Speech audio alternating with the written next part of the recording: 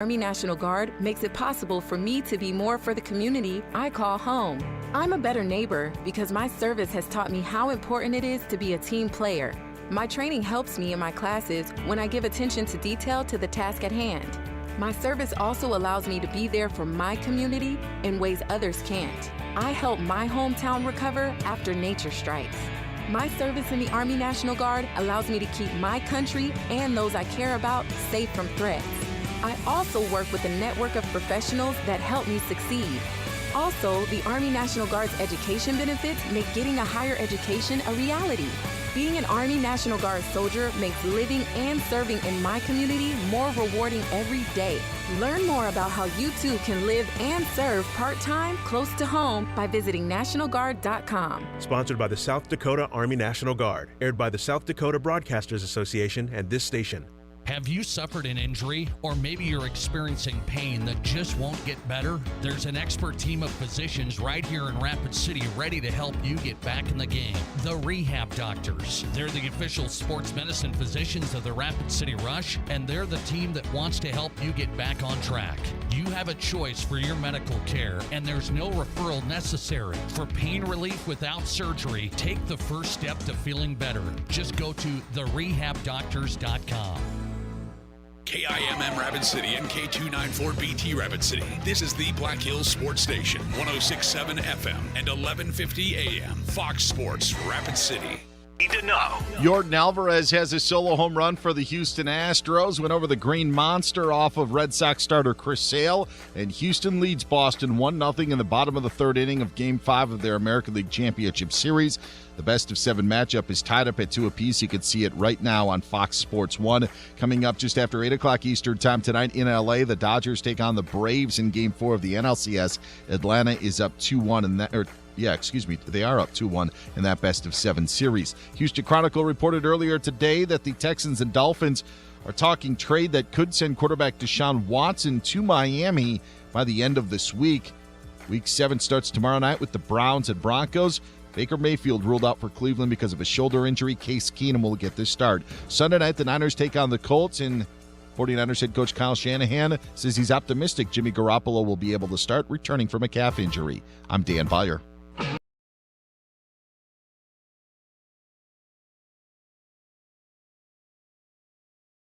It's time for the only live and local sports talk show in the Black Hills. This is the Nate Brown Show, featuring live callers, live interviews, and local sports. Exclusively on 106.7 FM and 1150 AM, Fox Sports Rapid City. And streaming online right now at foxsportsrapidcity.com. From the biggest national names to the hottest local stories, welcome to the Nate Brown Show. Here's your host, Nate Brown.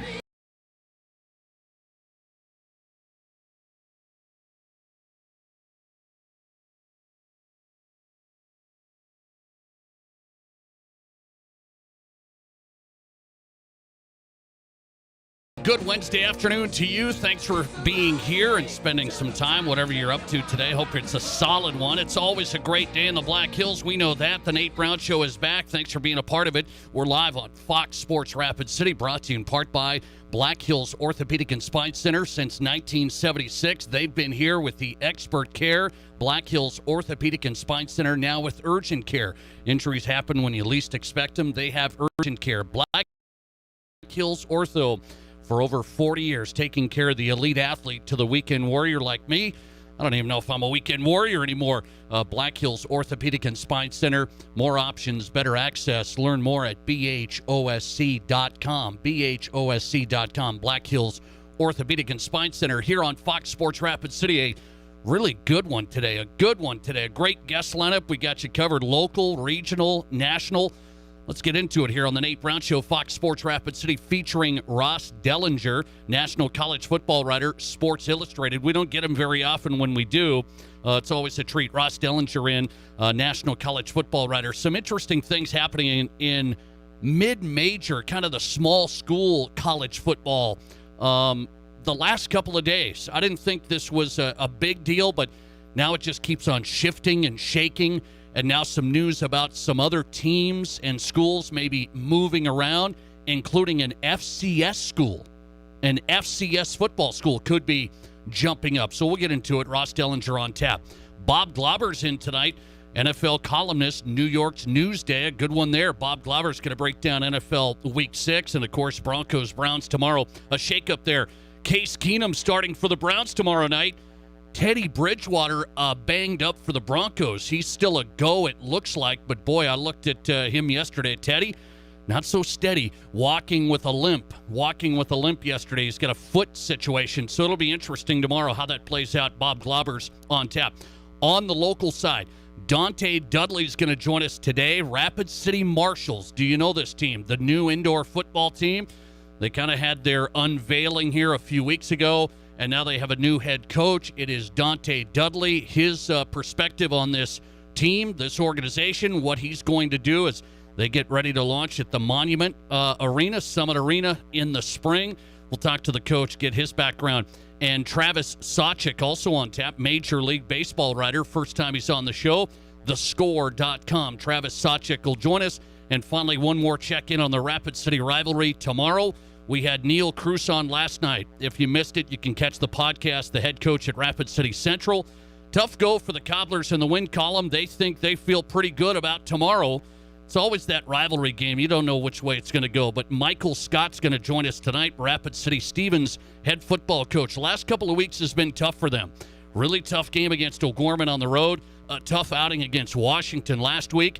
Can the Raiders get right tomorrow? Last game of the regular season. We'll have it live. We'll talk to Coach Michael Scott today. Busy show on a Wednesday. Let's get after it. 720-1067 is our number. You can join us on the Boss Pizzeria and Sports Bar Sports Line live.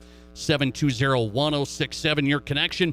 The Barron's Wilson text line open and ready. Direct text the show, 720-1067. So a couple of things here I want to hit on. A couple of things, there's a lot of things happening, but a couple of things I want to hit on.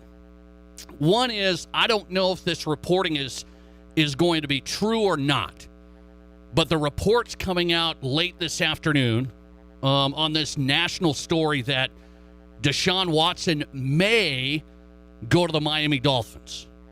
So it's all over the place right now. And again, I'm not sure this whole scenario is going to play out. I don't know if it's going to play out or not. But they're saying, well, the Miami Dolphins could be getting close here, could be getting close. Many folks reporting it. And then throwing other teams into the mix, too. It could be a 3-team deal in the whole thing. But nonetheless, the big point is, the reports are Deshaun Watson could be going to the Miami Dolphins. I don't know what would happen to Tua, that whole situation. Would it be a trade and other compensation? Who knows? My question is, what is the reaction of Deshaun Watson if he does get that opportunity with the Dolphins? Right now, he's in no man's land. He's not playing for the Texans. He's not on the list of the commissioner's list, okay? He's not on the commissioner's list where he can't play. So he's just in no man's land there, just kind of waiting and wondering as this process plays out. The process is the investigation and all of these allegations over 20 women and the allegations. And where that whole thing is, I don't know. Where that whole off-field issue is, I don't know. And so I'm curious to find out if this happens in the next day or so, Deshaun Watson to the Miami Dolphins, what would be the national reaction of fans, Miami Dolphin fans? I'm just curious about it, where people sit on it, because I'm thinking about it. I have a hard time getting my head around this whole deal. There have been off-field troubles for NFL players before. And sometimes, well, they get put on the exempt list, the commissioner's exempt list. So they're there, and organizations don't have to worry about it, and it all plays out there. This one continuing to just play out in no man's land. Deshaun could play, but he's not playing because the Texans don't want to play him, and he doesn't want to play for the Texans on top of it. And now he could end up with the Miami Dolphins. Do you believe the Miami Dolphins fans would be excited about that? With the background of the allegations and investigation that is continuing? I don't know where that's all going to go. I ask that because I say this as a Bronco fan. Somebody just posted this.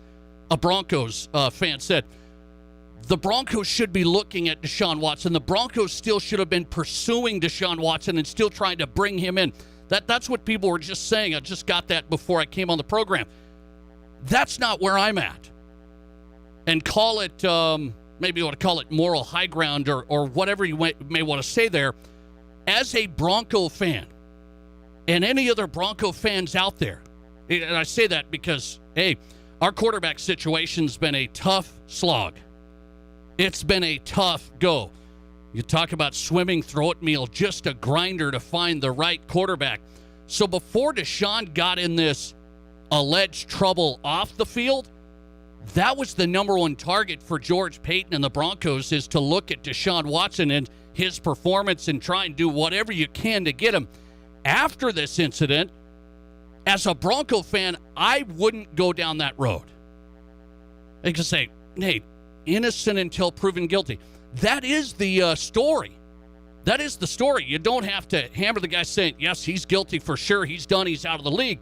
That's not the scenario. It is, what if he does join your team and this background investigation still going? Would you like that as an organization? Would you want that as a fan base? For me as a Broncos fan, I was out on Deshaun. And you could say, well, how many women are in that? Over 20, and the whole thing looks ugly. I don't know where it's going to go, but I'm not going to take that risk. If there is big problems from the NFL coming, I'm not going to take that risk, because the NFL could say, once that thing kind of enters a certain point, then you could be done. That's why it's a bizarre scenario of the NFL staying at arm's length and just having the Texans kind of deal with this. And what are the Texans going to do? Well, they want to ship him off somehow, some way. Can they get compensation? The report is today the Dolphins may be trying to get Deshaun Watson. And I'm very curious where what the reaction is going to be if that happens. Very curious what the reaction is going to be if that happens. I think Dolphin fans would say, hey, we're excited. I mean, you know what happens when fans get good players. Sometimes they don't worry about all the other stuff.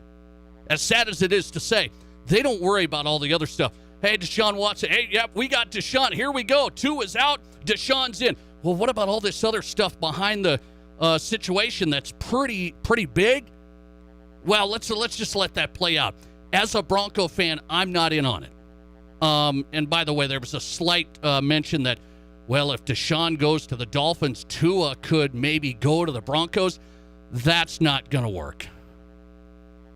That's not going to work. That I do not believe would happen.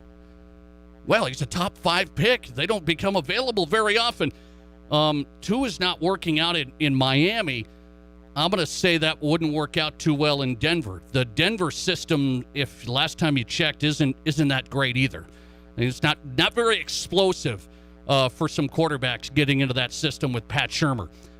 The interesting thing to watch, keep your eye on it. Dolphins, if they get Deshaun Watson, what is everybody going to say? What's the reaction going to be? Will people just forget about the problems off the field, all the allegations that are there, and they just say, well, Deshaun's playing with the Dolphins, and here we go? I feel like it's a risk. It's a risk for the Dolphins to do it. They might be feeling it's a risk worthy to take. We shall see how that plays out. That would be a big one, and I'm baffled by how the whole thing is going. NFL not really in it. Investigation, you don't hear much about it, and maybe that's okay. The criminal side, the whole thing, all the allegations before, that thing's really died down. Hot topic before the season started, and now you get a player, a franchise changer potentially, maybe going to another franchise, but still this big cloud hanging over the head. I want to jump into this. 720-1067 is our question of the day reaction, okay? I want to jump into this.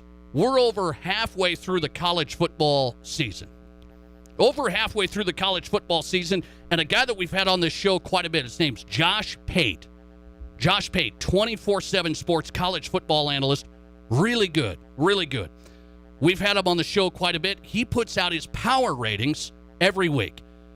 I talked to Josh today. I said, hey, we'll try and work you on. He's just slammed right now, so he couldn't join us. But I was corresponding. He just put out his power ratings. Just one guy, college football analyst. But I found it so interesting because it lines up with where my power ratings would also be in college football, which sometimes may not line up with you. By the way, my power ratings are Josh Pate's ratings, at least 1 through 4 for the college football playoff scenario, which is 1 through 4.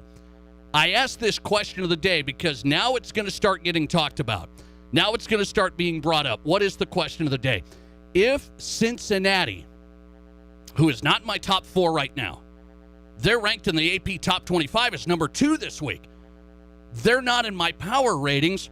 Power ratings different than rankings. You can, there's a little nuance there.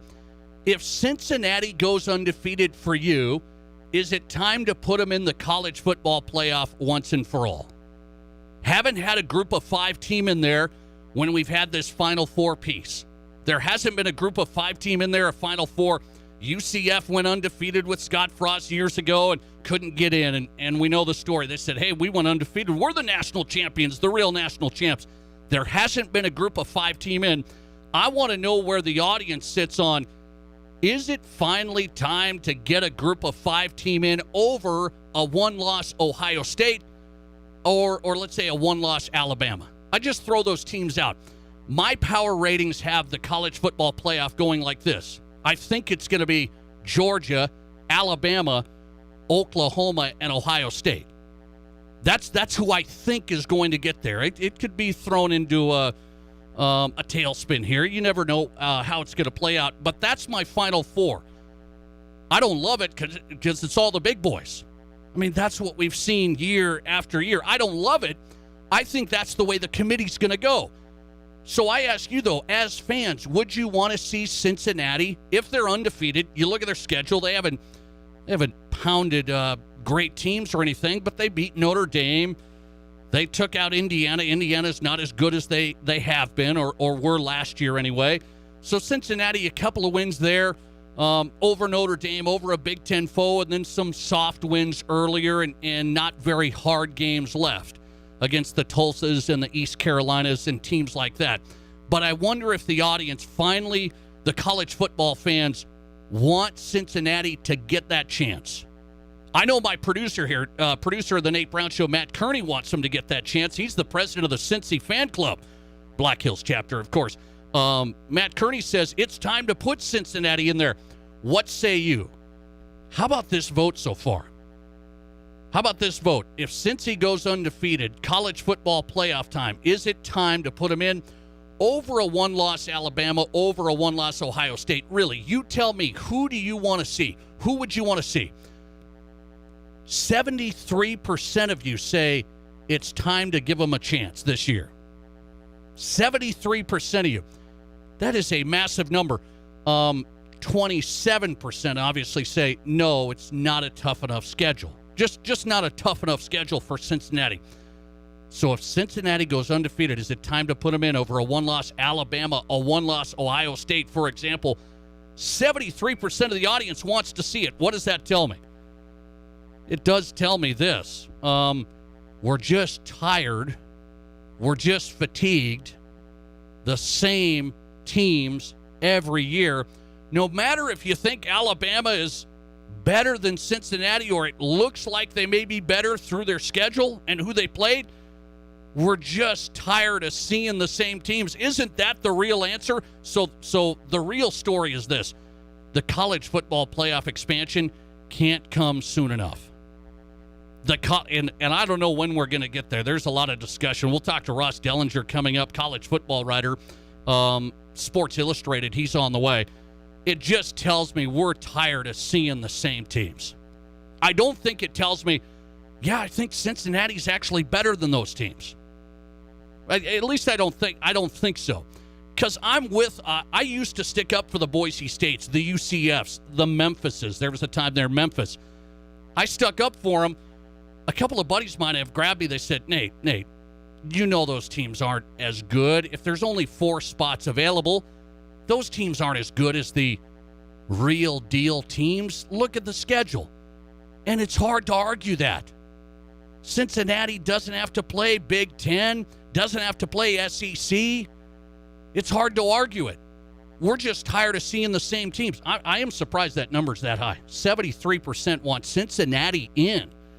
It just shows how much we've grown weary of the same customers in the college football playoff. Let's take a call. Okay, I missed him.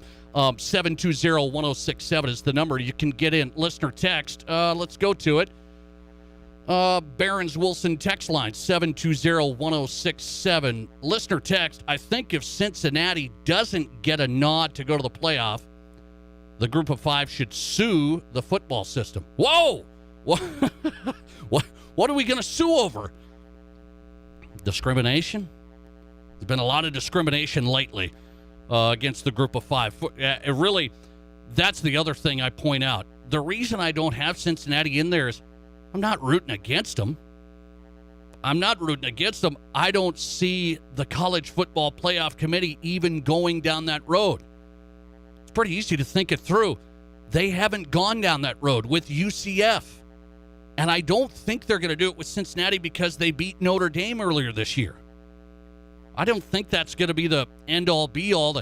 They beat Notre Dame and kind of a rough Indiana team, and then the rest of the games are what they are. Murray State, East Carolina, Tulsa, SMU. I don't think the college football playoff committee is going to look at Cincy and say, yeah, we're going to take out an Ohio State and Alabama. Think about the brand, the dollars, the fans. Think about that whole thing behind it. Whether it's right or wrong, that's the scenario. But by the way, fans want to see it. I don't know if that matters much to the college football playoff committee. There would be a lot of folks that said the same thing. Oh, if Cincy gets in, you're just going to hear screams from the SEC. You're just going to hear screams from the SEC and from the Big Ten. If it is Ohio State, that's the team in the mix. So Josh Pate, 24/7 college football analyst, said what? His power ratings, he has Georgia 1, Alabama 2, Oklahoma 3, and Ohio State 4. And that's where I'm sitting right now as well. I'm with Josh Pate. Don't hate. I'm in Josh Pate. Don't hate, okay? I'm with Josh Pate. That's just the way it's going to go, I think. All right. Let's see if we can take a quick call here. We'll get to it. Thanks for getting in on Fox Sports Rapid City. You're live, and you go ahead. I'm not sure where you're at because you're the guy a couple days ago that was telling me, actually last week, was telling me Alabama's still better than Texas A&M, who they lost to. They're better. Yeah, no. What happens on the field doesn't decide anything, according to all these people who want Alabama back up there, or Ohio State after they lose a game. No, I think if Alabama wins out here, they're going to be there. I do. You think they're going to be there, but you also said that that they are the better team. So don't you want the best teams in the playoff? Yeah, I'm confused. I'm the guy who wants to decide it on the field. Oh, so I want to decide it on the field. You say A&M's better than Alabama? No, so they were better the night that they played them. That's for sure. But the thing is, you're also jumping ahead here. Michigan is still undefeated. They are. They could play Ohio State, beat them, and wind up undefeated, and then you're going to have you could have three undefeated teams in Georgia, Michigan, and Oklahoma. You don't think Michigan's going to beat Ohio State, do you? Come on. You never know. You follow really the Big Ten. I'm just waiting for that Harbaugh loss. I'm just waiting for it. And it probably will happen. But that's the reason that I am happy that they are talking about expanding the playoffs is because what I want is when each coach and each team starts their season, they know if we win our conference, we're going to the playoff. I'm with you on that. And that I like that. Stuff, but you're talking group of 5 too? You're talking group of 5 too? I don't know. Not every one in the group of 5. The group of 5 should probably become the group of 4, and then those 4 should play off, down to 1, and then get in.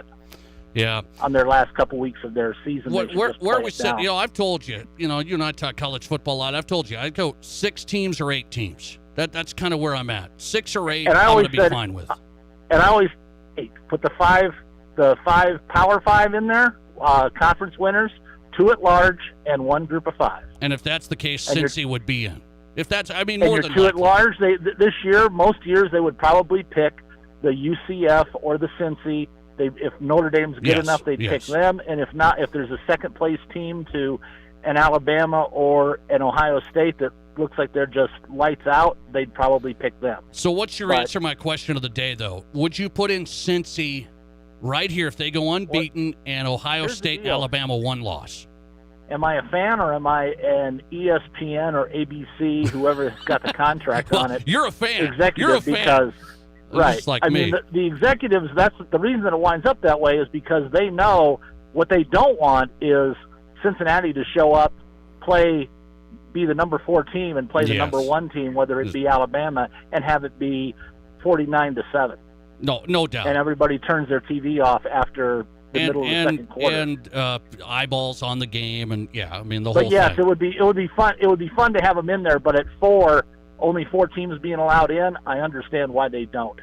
This year here, although I have heard lately, there's start to be some talk that this quarterback at Cincinnati might be the real deal. Another He's pretty good. Josh Allen, Zach Wilson type of guy that's coming from a little bit lower thing, but might just be the guy.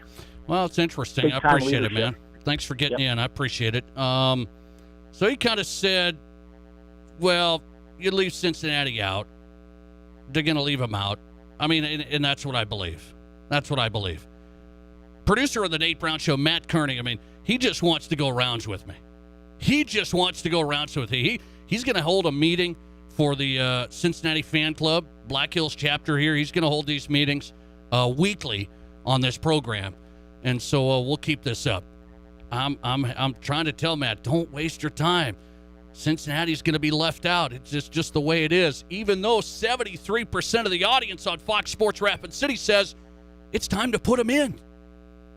We're just tired of the same customers. The audience wants to see it. At least some of the audience. I don't think that's going to happen. We shall see. That's what's fun about it, right? Coming right back. Okay, maybe Bob Glauber can help me with this situation. Deshaun Watson, if he ends up with the Miami Dolphins, what are people going to say, and what should be the right call there? This is an interesting story today. Bob Glauber on the way. You're listening to The Nate Brown Show, streaming live at FoxSportsRapidCity.com and right here on 106.7 FM and 1150 AM Fox Sports Rapid City.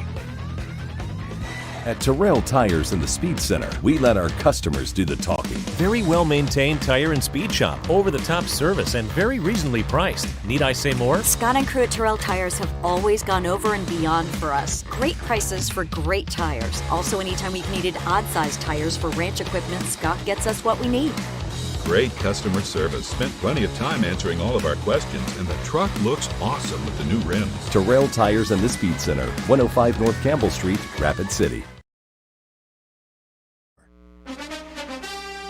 The Crosstown Rival is renewed this Thursday on Fox Sports Rapid City. The regular season comes to a close as the Rapid City Central Cobblers battle the Rapid City Stevens Raiders at O'Hara Stadium. Join Dean Gurr and me, Jerome Wickersham, with the call beginning with the pregame show Thursday at 5:45 and the kickoff at 6. Catch the Cobblers and the Raiders Thursday right here on Fox Sports Rapid City and online at foxsportsrapidcity.com. When's the last time you jumped out of bed to go get breakfast? Tomorrow, after hearing this new deal from Taco John's. We're cooking up 2 bacon or sausage meat and potato breakfast burritos for just $6. And try them with our new vanilla or mocha cold brew coffee. Bold, smooth, 20 ounces, and just $2. It's the kind of value that makes de-burritoing yourself from underneath your covers totally worth it. Taco John's. Bigger, bolder, better. Download our app for exclusive deals. Danny Manholt Rapid Chevrolet buys cars. You heard that right. We don't just sell cars, we buy them too. We make cash offers to purchase local cars, trucks, and SUVs every day. Tired of listing online? Tired of messages? Or just tired of making payments? Whatever the reason, make an appointment at rapidchevrolet.com for a no-obligation appraisal. It's fast and free. When you're ready to sell, we're ready to buy. At Danny Manholt Rapid Chevrolet, Rapid City. One of the best attributes of a trust is that you get to say how you want things to happen. I think that is one thing we set ourselves apart in, is really getting to know people. We get really involved with people as far as what their needs are and what their family is like. In the end, it's all about our clients, our customers. It's about how we can make things best for them. They aren't a number, they're a person. Pioneer Bank and Trust is local. Broadcasting from the Anytime Auto Sales, Service, and Detail Studio. Sales, service, and side-by-sides. This is Fox Sports Rapid City.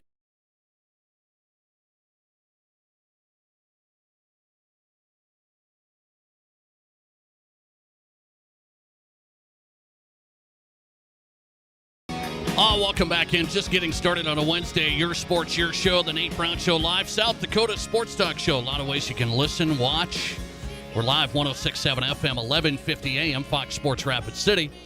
Also on Twitter, at Nate Brown Show, live in studio camera, up and running the Twitter stream, at Nate Brown Show. If you're on Twitter, also on YouTube, catch us there, The Nate Brown Show. You gotta make sure there's imposters out there. The Nate Brown Show on YouTube. All right, Bob Glauber's going to join us on a Wednesday. I love talking to Bob, NFL columnist, New York's Newsday. Find him on Twitter at Bob Glauber, and he's here on Fox Sports Rapid City. Bob, how are you? I'm doing great, Nate. How are you? Well, I'm doing good. So I want you to see if you can make sense of this. And I don't know where this is going to go. There's some reporting this afternoon, that the Miami Dolphins may be trying to get close here to getting Deshaun Watson. First, let's start.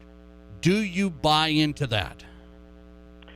Yeah, I believe there's genuine interest on the Miami Dolphins' part for Deshaun Watson. Now, whether it results in an actual trade, we don't know.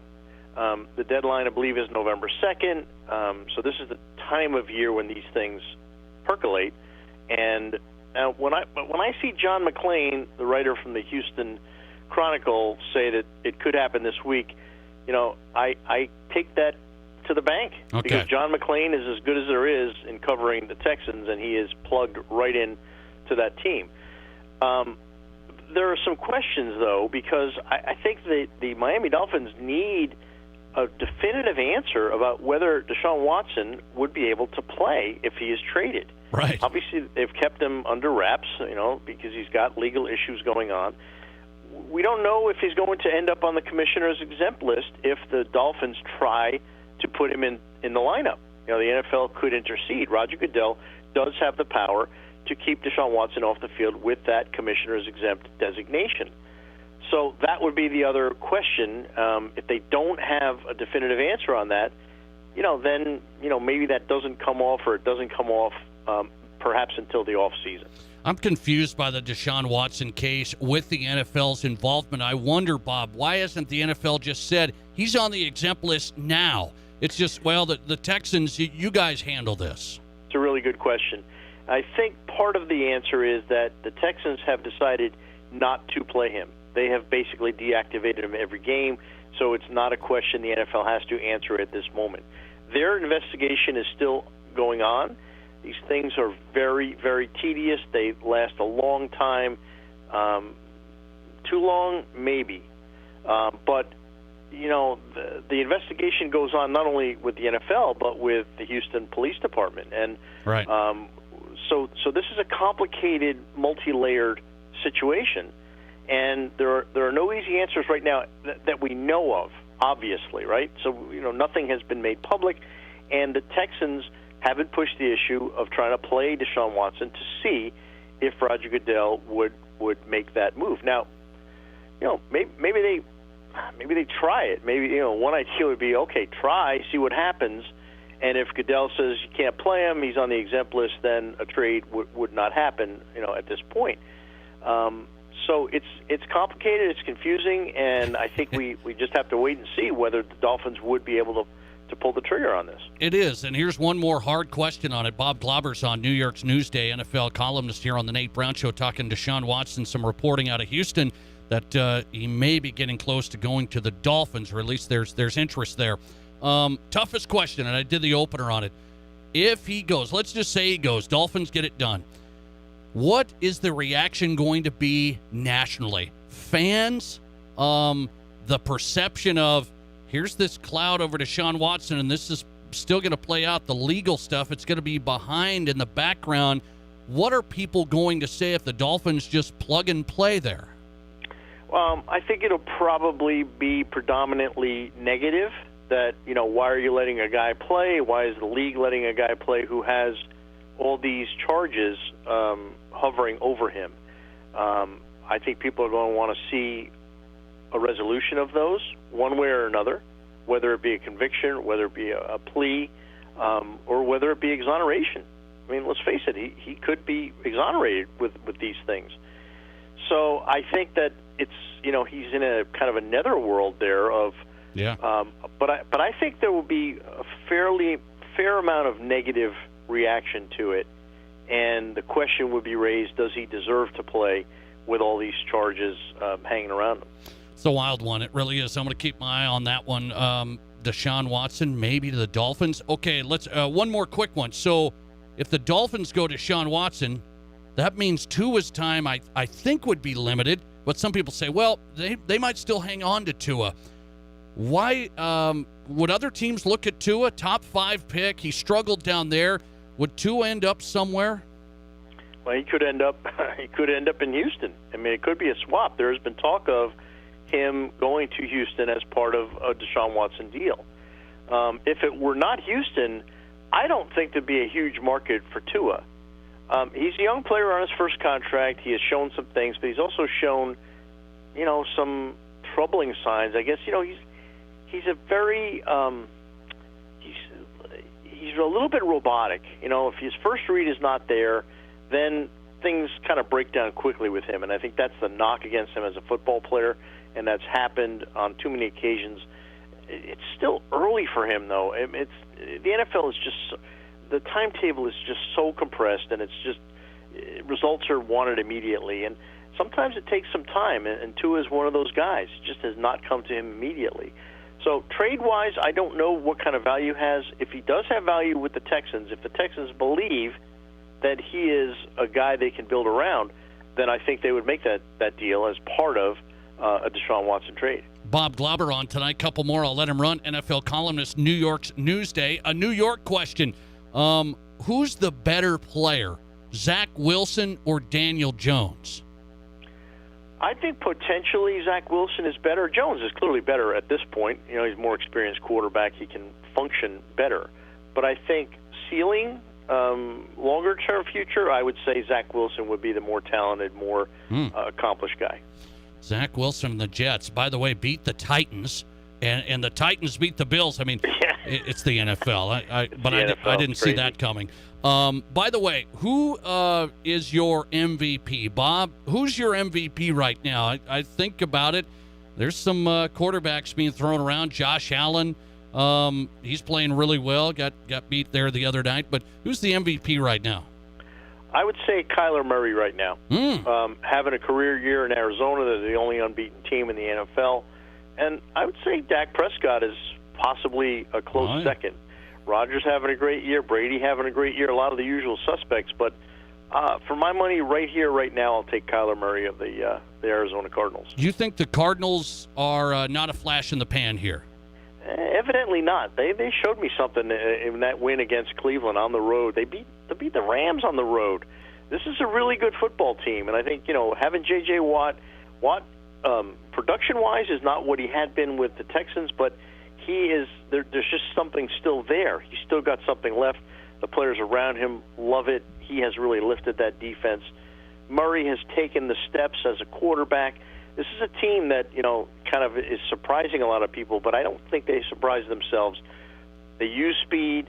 They love that offense, and defensively they're playing a lot better than I think a lot of people gave them credit for coming into the season. Thursday night football tomorrow. It's my Broncos. I got my Broncos shirt on today. It's bad luck wearing it tomorrow, okay? So I got my Broncos shirt on today. Broncos have lost 3 straight, really struggling offensively and in the secondary with Vic Fangio. So it's Broncos at the Browns. No Baker Mayfield, Bob. So you got Case Keenum going against his old team. What's going to happen tomorrow?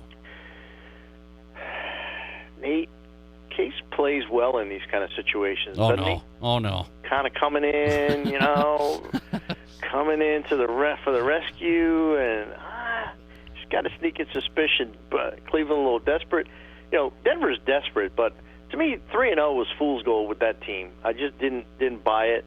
So I'm going to go with the home team on this one. Not that home field advantage makes any difference, but I think Keenum is kind of ready. I think the Browns defensively are going to, give Teddy Bridgewater some problems. He's banged up. So unless Von Miller can indeed destroy the Browns' left tackle, kill him, he said. Well, kill. I don't like to use that word. Yeah, but, that's what he said. Destroy. Yeah, I know. I'm editing that word out. Okay, that's good. That's okay. Destroy is the same as kill. Yes. It's just a little softer. Family-friendly show here. Yeah. Bob Glauber on tonight. New York's Newsday. Newsday.com. He's on Twitter at Bob Glauber. Great NFL follow. Bob, thanks for coming on. I appreciate it. Thank you, Nate. Thanks for having me. Thanks for the time. Always great. Bob Glauber, every now and then we can track him down. NFL columnist, New York's Newsday. One of the best. He's been in the league a long time. Really good. A lot of connections. Bob Glauber, Newsday.com. Come on, Bob. The Browns with Case Keenum tomorrow? Now, I'm not just telling you this as I'm a Broncos homer. You're going to say I'm a Broncos homer here. I think the Broncos defense will have a pretty significant game tomorrow night. The Broncos defense, everybody just hammering them. I mean, we're just destroying them. I don't want to say killing them. We're just destroying them. And I think the Denver secondary wakes up. I think Von Miller gets going. He said that. He said he better get going. Vic Fangio's saying, okay, we're going to play some defense here. And it is a different Browns team. Case Keenum, we've seen Case up and down. We know that. What's going to be tomorrow? I don't know if the Browns have a great game offensively. I don't know if the Broncos will either. Teddy might be a little tough tomorrow with the foot.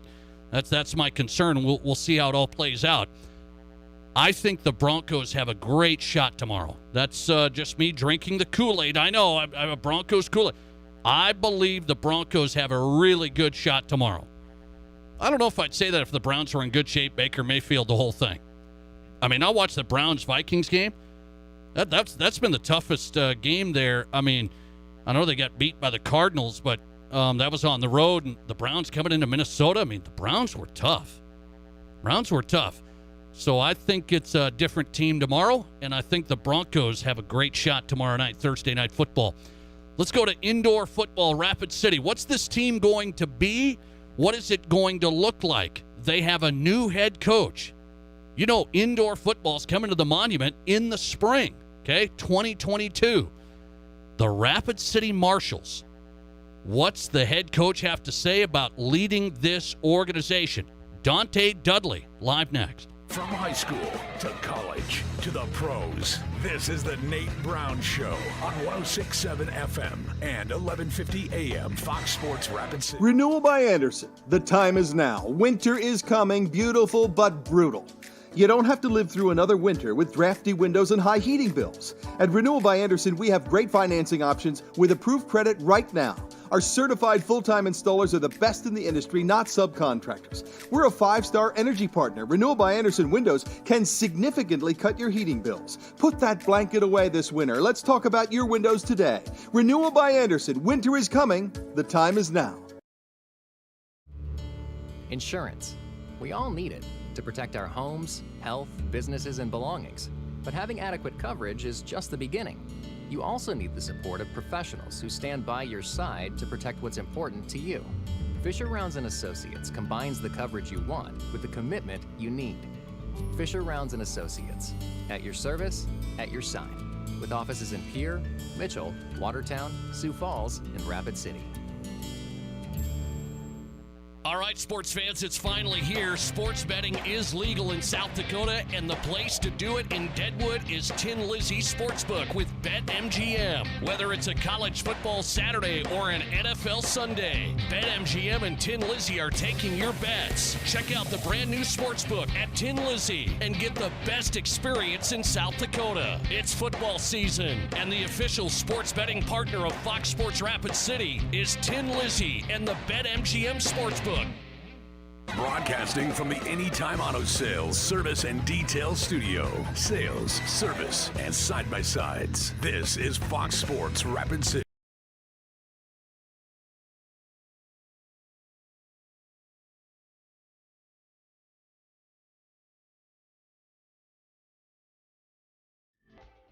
All good stuff on a Wednesday. Thanks for being a part of the show. However you're spending it with us on the radio, on Twitter, on YouTube. We're there, The Nate Brown Show, South Dakota Sports Talk Show, live weekdays 4 to 6. Fox Sports Rapid City. We're locked in tonight. Ross Dellinger's coming up, national college football writer, Sports Illustrated. We don't get him very often either. Heavy hitters today, some A-list journalists. Bob Glauber from Newsday out in New York moments ago, talking NFL. Now Ross coming up. Lead college football writer for Sports Illustrated. He's on tap. Indoor football's coming to Rapid City. I've talked about this on the program. I've said indoor football, I've been in markets where it's worked well. Okay, Billings had a great team. The Billings Outlaws. I was covering that team and up there when they were really rolling in the Indoor Football League. And now Rapid City's going to have an indoor football team. It's the Rapid City Marshals. They're getting ready for their inaugural season at the Monument Summit Arena in the spring. And their new head coach is Dante Dudley. Let's talk to him here on the Nate Brown Show on Fox Sports Rapid City. Coach, good to talk to you. How are you? Good, yourself? I'm doing good, man. Let me ask you, so you're the head coach now of the Rapid City Marshals. What did you think, Dante, when you heard Rapid City was trying to get an indoor football team? You have some experience in this sport. What did you hear when they were trying to get a team here? What did you think? Well, it sounded like they were trying to get a team for a couple of years prior to this happening. So every time I heard anything about it, I was trying to throw my name in the hat. So, but I enjoyed it when I played here back in 2006, and I'm excited that it's back. I want to ask you, indoor football has been successful. I know some people say, hey, it kind of depends. Some of the ownership groups, they're good. Some aren't so good. And I understand that game. Indoor football in Rapid City, I remember, Dante, when it was very good. How good of a sport can this be for this audience here? It can be a great sport. The ownership group does matter. And then you have to bring in high-character guys that aren't jacking up things in the community. So as long as we keep the high-character athletes coming in, it's a perfect merger of fans and players. Dante Dudley, the new indoor football coach, the Rapid City Marshals, getting ready to go this spring at the Summit Arena at the Monument. So give everybody your background. You played here. Give your background on why you want to take over this coaching position. Okay. So I'm from San Francisco, California. I came out here in 2006 to play for the last team that was here, which was the Rapid City Flying Aces. Okay. That ownership group didn't do things the right way, and the team was discontinued for the next season in 2007. Coach Magic then went to Casper, Wyoming, and then I spent the next 6 seasons out in Casper, Wyoming. We went to 4 straight championships, lost all of them, but it was a great experience. The fans there were awesome. I think that we have the same fans here because when I was here in 2006, it was a great opportunity, and loved the interaction between the fans and myself.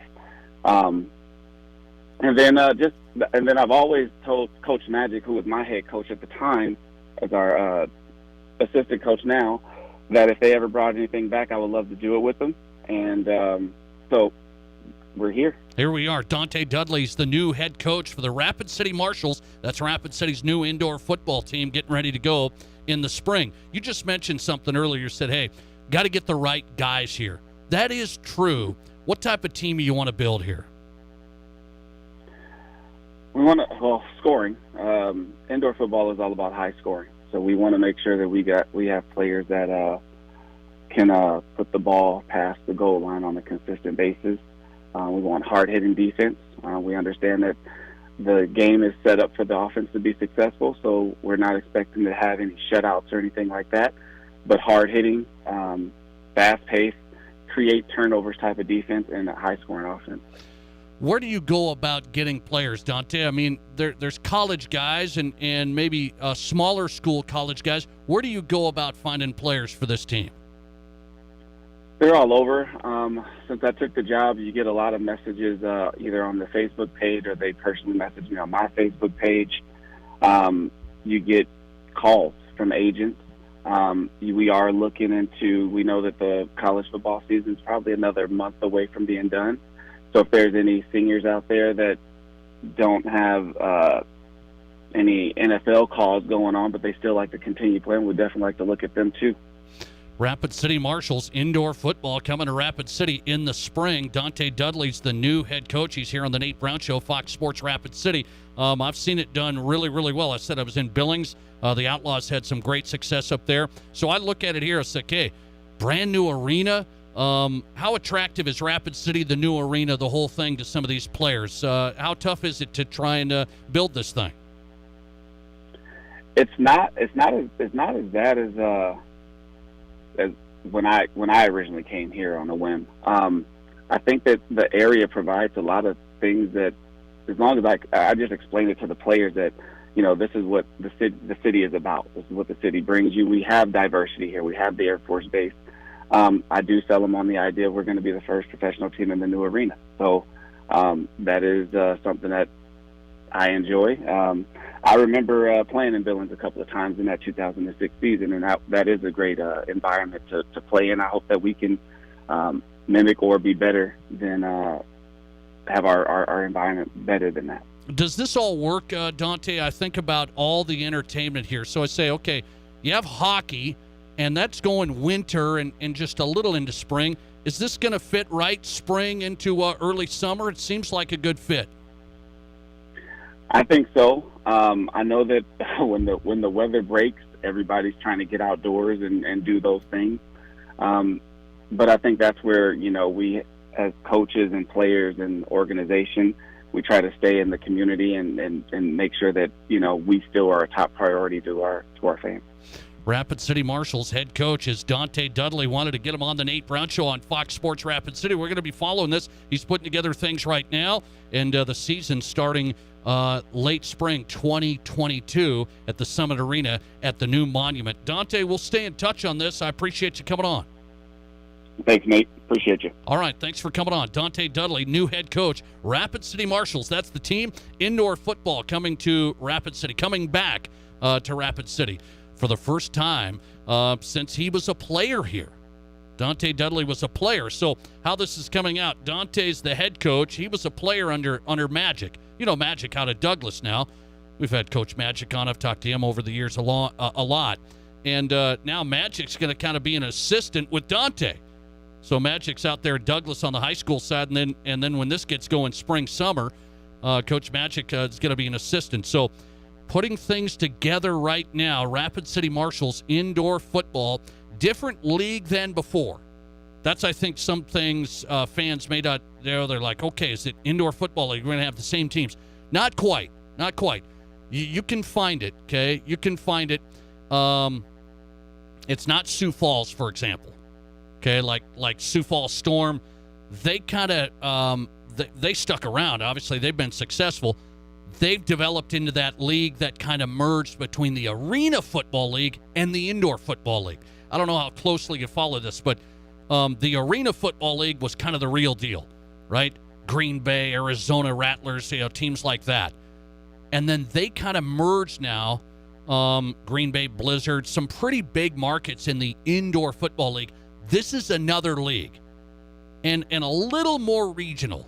The Rapid City Marshals getting going. Dante Dudley, the new head coach, and we'll keep an eye on that. We'll see how it goes. He's putting together the team. Said, hey, where are you going to get guys? By the way, they're having open tryouts. just in the community. They're like, hey, if we have any college guys here like that maybe played, and they're having open tryouts in November.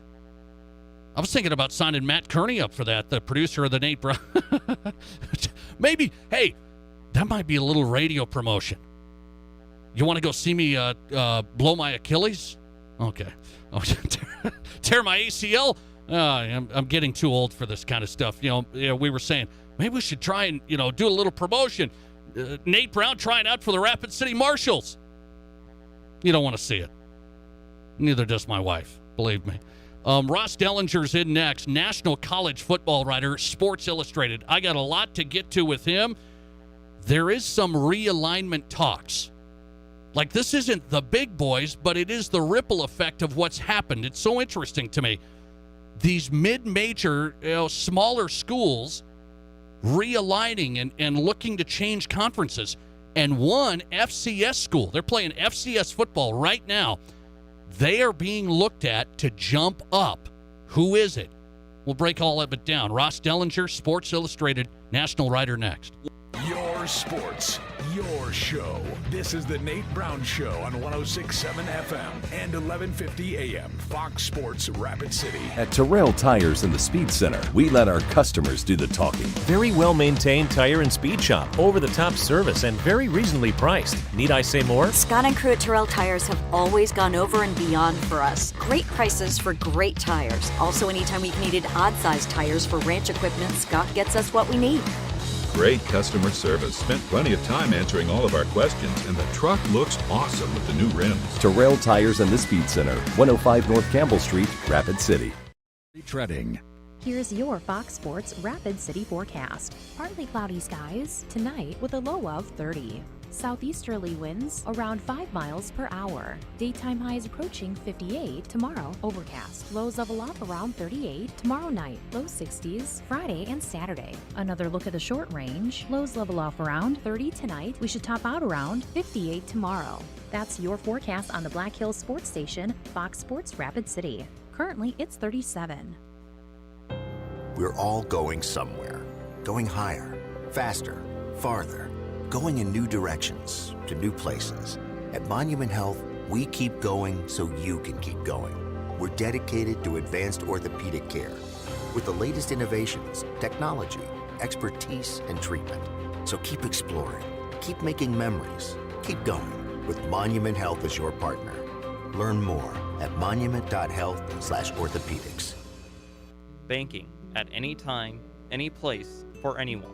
That's what Highmark Credit Union is all about. Born in Rapid City 80 years ago, they're proud to bring a full range of consumer products and commercial lending services to thousands of area members. If you're looking for a place to bank where you're just not an account number, Highmark is the answer. Learn more at highmarkfcu.com or stop by any of their branches for more about better banking. Highmark Credit Union. We'll make it happen. Ever since Barron's Wilson Funeral Home first opened their doors in Rapid City 140 years ago, they have continued to make personal service their #1 priority. In your time of grief, they offer a personal touch by being at your side through every step of the funeral process. They answer difficult questions and guide you toward other professional services you may need. See for yourself the wide variety of services they can provide for you by visiting their website at barronswilson.com. Chatting with Brian at Anytime Auto Sales. I know you're a AAA and ASE approved repair facility, but really, what's that mean? It means we've passed all the national requirements to be an authorized AAA automotive repair facility, plus our mechanics have passed thorough testing in all of the disciplines of auto repair to achieve their ASE certification. Impressive. So from simple oil changes to electrical issues to around-the-wheel repairs, we fix most everything, and we'll do it for you at an affordable price. You've got a one-stop shop. Absolutely. Plus, we carry over 30 brand-name tires. We have deals as good as anywhere. 10% off our Duralast Pro Power Ultra batteries, a 5-year battery with roadside assistance, and flat out the best brake deal around at just $299 per axle with new pads, rotors, and a lifetime warranty. Whoa, come on in and see Anytime Auto Sales Service and Detail, folks. The place to trust, your complete AAA and ASE certified automotive repair specialist. See Anytime, anytime.com, and of course at the corner of Highway 79 in East Minnesota. Anytime Auto Sales. Broadcasting from the Anytime Auto Sales, Service, and Detail Studio. Sales, service, and side-by-sides. This is Fox Sports Rapid City.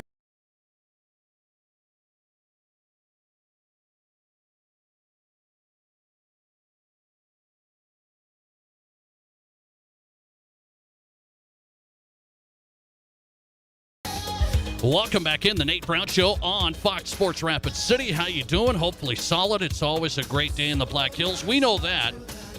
Hope you're having a good day, though, all right? Travis Sawchik coming up, Major League Baseball writer, his first appearance on this program. How's that happen? He's on tonight. Travis Sawchik, Major League Baseball writer, The Score.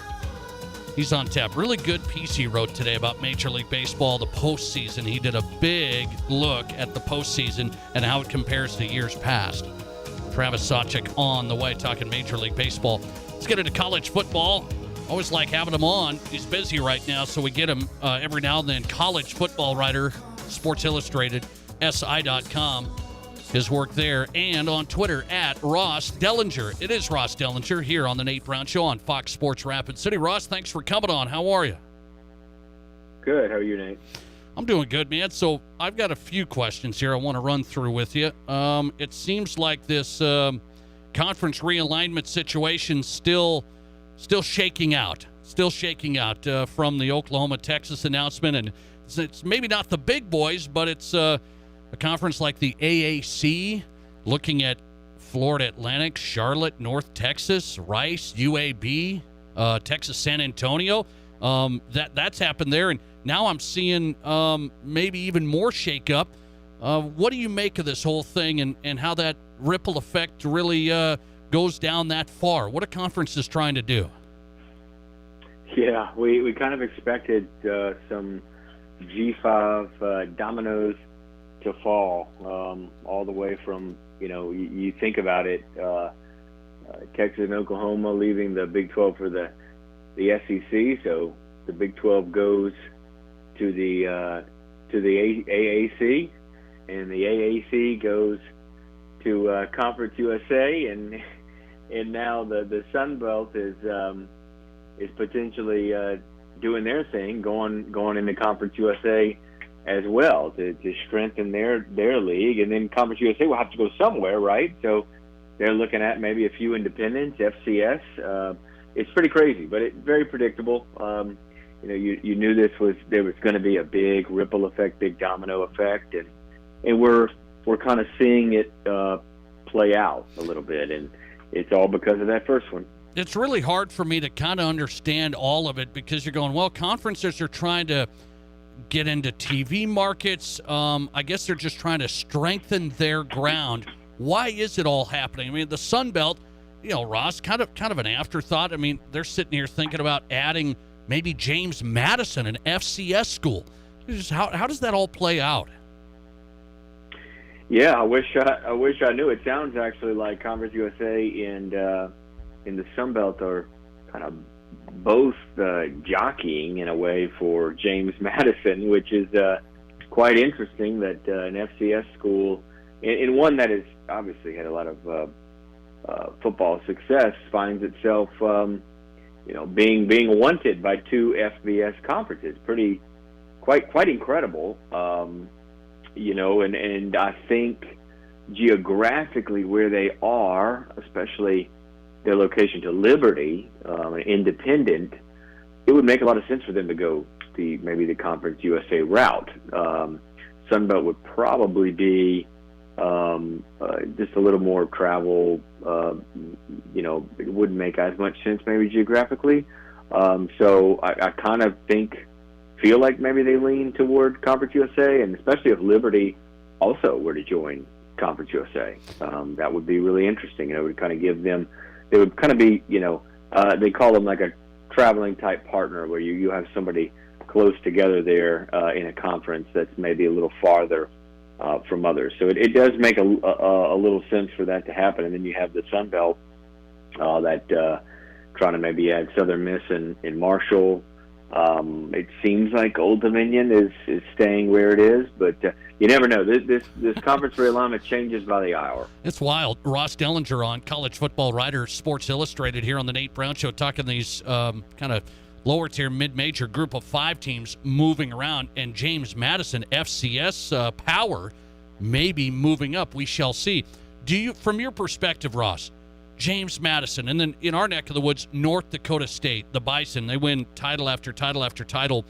Teams like that, should they move up to the FBS, or what's the smart play as you see college football 10 years from now? It feels like the FCS may be in a lot different spot, meaning respected and the whole thing 10 years from now. Should those teams look to move up? Well, yeah, it's tough to say, predict in the future, especially right now, right? It's just such a volatile industry. There's so much change going on. The NCAA is going to be remaking itself in a way. They're going to be modifying the Constitution, but the real action will happen after the overall Constitution is modified, when each division kind of changes or decides how to change its governance structure, and that'll be the big one, to see the Autonomy 5 in the Autonomy 5 conferences. They're going to have probably more authority, more control. FBS in general will have maybe, I don't want to say split off, but FBS will maybe even govern itself. I wouldn't be surprised if that were the case. So the FCS and FBS, the gap between them might grow a little bit, So if you are at the top of FCS, maybe it is time to make the jump, before that split, so to speak, happens. Ross Dellinger on Couple More. I'll let him run. College football writer, SI.com. So LSU, they're moving on from Ed Orgeron. You wrote a big piece on it, SI.com. Really good piece behind the scenes and the whole thing. So people can read that. But it's rare to be, okay, we're going to move on. We're going to let Coach O finish it out. How's this going to work out? And where do you think LSU goes here as far as coaching candidates? How good of a job is that? Well, it's I think a pretty easily a top 5 type, maybe even top 3 job. And I would, when you look at really 3 things, and that is, first thing is recruiting territory, and they are the only major school in the state of Louisiana. The footprint of Louisiana in a lot of ways belongs to LSU, and then you have East Texas right there with Houston and even the Dallas area.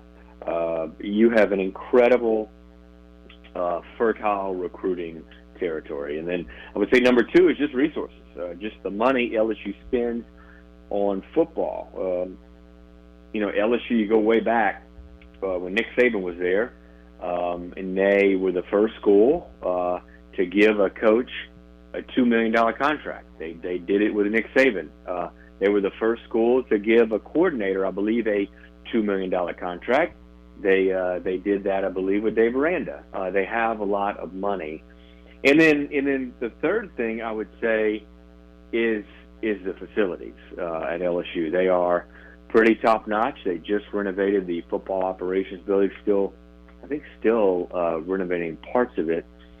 So everything is fresh and new, and it's got all the recipe. It got all the ingredients to win a championship. And I don't think any one nugget tells so much of the story as this one.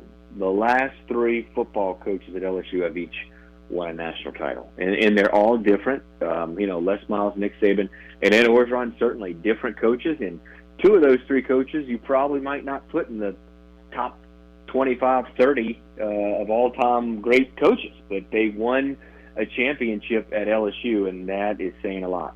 How odd is it going to be with Coach O around there the rest of the season and the program trying to move forward here?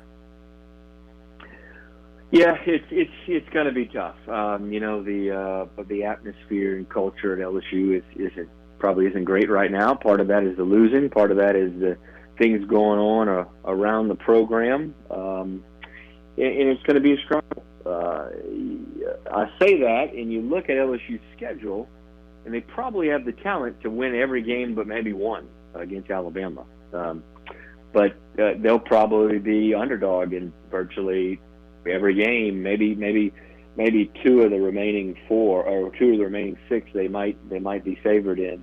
But otherwise they'll probably be an underdog by the way things are going, and they have defensive injury issues as well. They played Florida down 5 defensive starters. They lost their best offensive player, and they lost their best defensive player.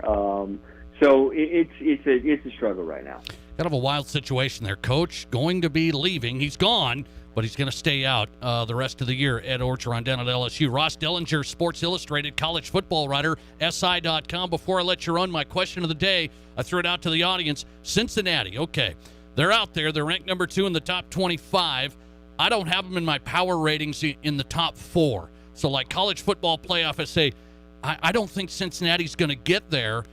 Is this the year? Cincinnati, if they go unbeaten, Ross, will they have a shot here to get into that playoff, depending how Alabama, Oklahoma, Ohio State, the whole thing plays out? Is this the year? Well, if they keep rolling like they are, I think it is the year. It's pretty incredible what they're doing. Teams on their level, how they're beating them. I think they have, when you look at, of course, they beat Indiana and Notre Dame. Those are 2 Power 5 wins. But you look at their other 4 games against kind of group of 5 teams, I think they've scored at least 40 points in all of them and won by at least 30 points. It's just been whipping each one of them. They're dominating group of 5 teams like Power 5 teams do. It's really incredible, and I just think it's going to be really hard this year for the committee to leave them out. And then you look at other teams and what they're doing, and everybody has really had struggles. Ohio State loses at home to Oregon. Oregon loses at Stanford. Oklahoma, as of late, they got it rolling with the freshman quarterback, but they really had some struggles, almost lost a few games. Of course, Clemson, having lost 2 games already. If it's any year, it feels like this is going to be the year that a group of 5 team makes it in the top 4. Interesting. And Cincinnati, the walk is there. The cakewalk is there. We shall see how it plays out. Ross Dellinger on tonight. Good to get him. Find him on Twitter at Ross Dellinger. Great follow. And SI.com has worked there. Ross, thanks a lot for the time. I appreciate it. All right, no problem. Thanks a lot. Ross Dellinger, The Nate Brown Show, college football writer, the lead guy at Sports Illustrated. He's really busy this time of year. We popped him in on a Wednesday. Ross Dellinger, SI.com. And Matt Kearney, the producer of The Nate Brown Show, is just high on his horse here. He just heard Ross say Cincinnati, if there's any year, this is the year a group of 5 makes the college football playoff, and it's Cincinnati serving them up. I'm going to have to, he's going to hold, the president of the Cincinnati fan club here, Black Hills chapter, he's going to hold 2 meetings a week. We're going to have to, I haven't joined the chapter yet. Into the Drive at 5 here on the Nate Brown Show this Wednesday. I want to hit on this, okay? I've got Travis Sawchik coming on. You want to hear him. He wrote a big piece, Major League Baseball writer for The Score. Travis wrote a big piece today on how this Major League Baseball postseason is different than any other. We're going to get into that story, and I'm going to get into this with Major League Baseball topic next. I want to hear what you say. I'm ready for the compromise. So I'm ready for a major compromise here. I told you I do not want the robot umps, the automated strike zone. I've been consistent with that over this debate. They've been trying out the automated strike zone in the Atlantic League and the whole thing. I don't want the automated strike zone. But should I compromise if you give me this in baseball? That's next. You're listening to The Nate Brown Show. Remember to follow us on Twitter at Nate Brown Show and like us on Facebook by searching Fox Sports Rapid City. Count on First Gold Gaming Resort for the biggest giveaways in Deadwood. Every Friday through Sunday, win your share of $8,600 in promo play through hot seat drawings. Every Saturday night, it's First Gold's Lucky Sevens giveaway, where you can win $1,000 cash at the top of every hour from 6 p.m. till midnight. Get in on First Gold's $2,000 slot tournaments on Friday and Sunday, or win a 43-inch Sony Smart TV every Sunday night at 6 p.m. First Gold Gaming Resort, where your first stop on Main Street as you're coming into Deadwood. Are you thinking about starting or expanding a business? At Black Hills Federal Credit Union, our dedicated business lending team focuses on understanding our members' unique needs and truly wants to help them succeed. From the loans to get your business off the ground to the accounts to keep it running, we offer unique products with your business's best interest in mind. Learn more at bhfcu.com or text or call 605-718-1818. BHFCU is a member-owned, not-for-profit. KIMM Rapid City and K294BT Rapid City. This is the Black Hills Sports Station, 106.7 FM and 1150 AM. Fox Sports Rapid City. Pour 54 downtown Rapid City is my new place to hang out. Whether it's happy hour after work, date night with your wife, or meeting up with some buddies and watching the game, Pour 54 has it all. 54 taps with great beer from local and regional breweries, wine and hard seltzer, plus some awesome food. Pour 54 is the place. Watch the game in the sports area upstairs, or drop by Wednesday nights for live music and Wind Down Wednesday. You gotta hit it. Pour 54 downtown Rapid City.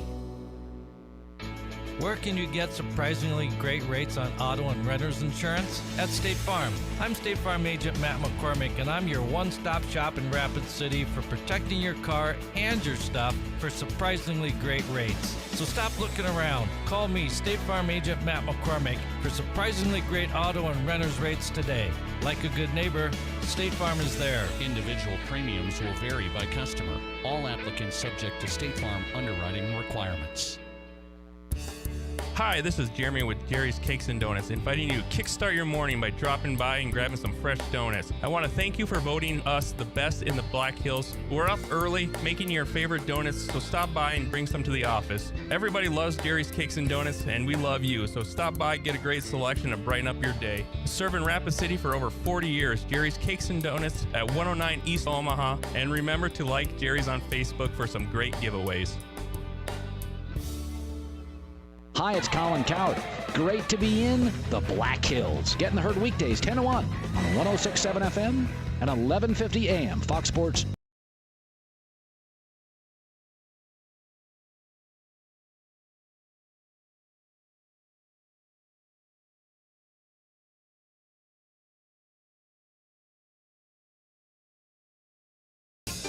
Hey, welcome back in. The Drive at 5 on a Wednesday. Lively show today. You know that. As always, thought-provoking sports talk.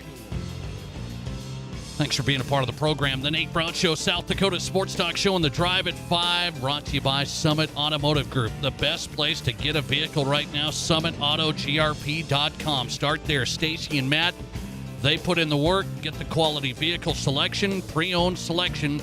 You want to take a look, summitautogrp.com. Experience car buying built around you, the right financing, the right vehicle at Summit. Summitautogrp.com. And The Drive at 5 featuring Travis Sawchik, Major League Baseball writer, The Score. I read his piece today. Really interesting. He said this postseason is different than all the postseasons. And he said this has been a trend now. Year after year after year, a change in the postseason for Major League Baseball. We'll get into that. Travis Sawchik coming up. The Score. And Michael Scott, Rapid City Stevens head football coach. We have the Rapid City rivalry tomorrow.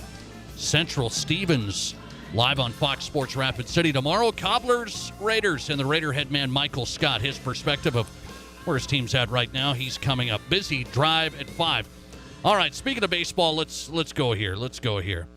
So some of you have argued with me, and it's good. It's good. You say, Nate, we need an automated strike zone.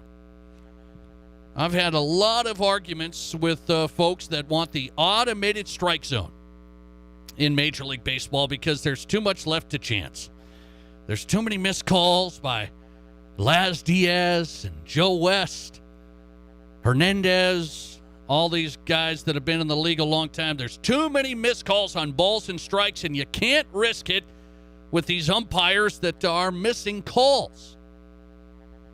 I'm staying consistent. I've been consistent. I say, hey, the human element in baseball is different to me. It is different to me.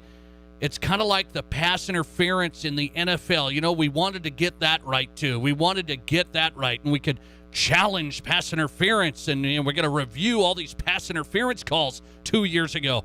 And it was a mess. It's subjective. It's subjective. What you think, oh, that's for sure pass interference. No, that's not. I mean, balls and strikes are, well, no, it's either a strike or a ball. We got this box. Here it is, the box and the numbers to the knees, and we got this box, and that's it. It's not going to be that smooth. It's not going to work as smooth as everybody thinks. We think we can get everything correct. And so you're telling me if an inch of a ball, a half inch of the ball, goes across that strike zone in the upper right-hand corner, that's for sure a strike? So you're telling me just a centimeter crosses it, and then I got to wait for Siri in my ear. She's going to tell me if that's a strike or ball. And I don't see it working too well, the automated strike zone. And some people say, yeah, we need it. And I don't see it working too well. But I will say this tonight. Is this a problem that last night's game, Red Sox-Astros, it was a long game. I was watching it with my mom. She's staying with us here in between a move. And, you know, she's falling asleep. And the game's over 4 hours. And we're sitting here and I'm watching this. And there's a big call late in the game in the ninth inning. Late in the game. It could have been a strikeout. It didn't turn into a strikeout. And then it turned into 7 runs for the Astros in the top of the ninth. I mean, they were 1 strike away. The Red Sox were of getting out of the mess. Didn't call it, and it went across the box. It wasn't that clear, but it was about a half inch, and it caught the corner. They called it a ball. The Astros go on to get 7 runs, and the rest is history now. And now they're back in this thing. And is this a problem that Laz Diaz, the home plate umpire last night, Red Sox-Astros, according to ESPN stats and the automated strike zone, the box, he missed 21 calls last night. Is that a problem for you? That seems, I mean, there's a lot of pitches in the game. He missed 21. They tracked it last night, Laz Diaz, and they counted that one in the top of the ninth that, you know, was a barely, I guess, a strike, and he missed that one. He missed 21 ball strike calls. So I got to tell you, is it time for me to compromise? You know, I'm trying to bring myself into this. If I was, if it was my Cubs, how emotional, how upset would I have been if that's my Cubs? We get a strikeout, it's not called. The Astros going to run 7 runs, it's all over, and now the series is getting very interesting. I suppose I'd be fired up. Is it time for me to compromise? I'm going to make this announcement. If we're going to change around pitcher stuff, if we're going to change this stuff around, pitching and automated strike zones, and we want that so Laz Diaz can't miss 21 ball strikes, I'll compromise with you. Because the one thing I really want, maybe you say it's not a big, the one thing I really want is a pitch clock. I want the pitch clock. The games are the longest they've ever been. This postseason has had the longest games on average out of all time. And they looked at it. It's pitching changes, it's stepping off the rubber, it's stepping out of the batter's box, it's all this. Games now last 40 minutes longer than they did in the 70s. And it's not just because of commercials. They tracked all this stuff. This is something that would speed it up, a little sense of urgency. Hey, the pitchers, they got the automated strike zone. You guys want that? Give me the pitch clock. I'll compromise today on a Wednesday. Automated strike zone, yeah, I'll live with it. I think it's going to be clunky. I think it's going to be controversial. I think it's going to be not in the heat of the moment. We're going to have some snafus with it. I think you're going to have some problems. Give me the pitch clock with it. Why do I want a pitch clock? Well, I'll have my next guest explain. Travis Sawchik, Major League Baseball writer, The Score, he dug into how baseball's game length is really going. And again, Travis says, okay, this is something baseball really has to look at. Do you believe this? Does baseball have to really look at how to get things moving? Some people will say, I love baseball the way it is.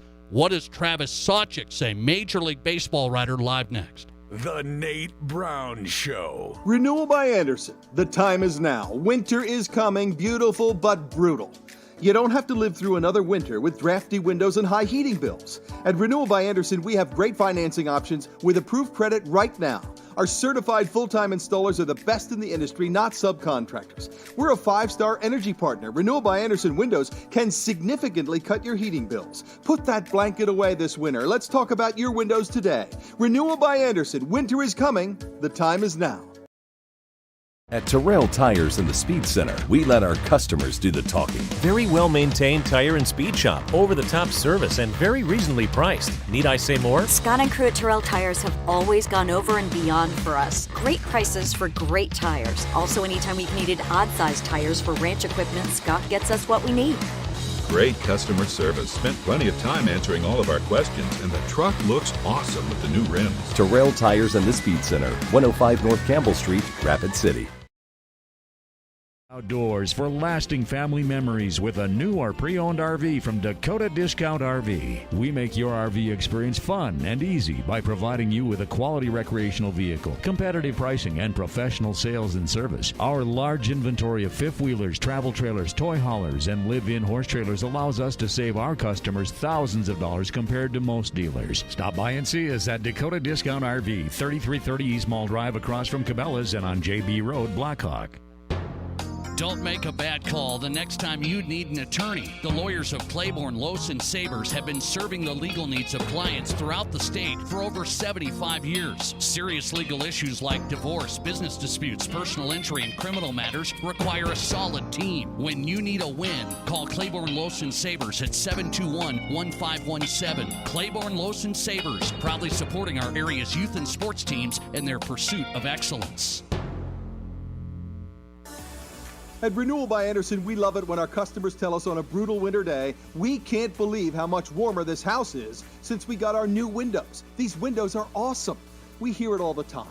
Winter is coming, and as beautiful as winter is in our part of the world, having drafty windows, cold rooms, and always needing that blanket on the couch is no fun. Renewal by Andersen makes the best windows you can get.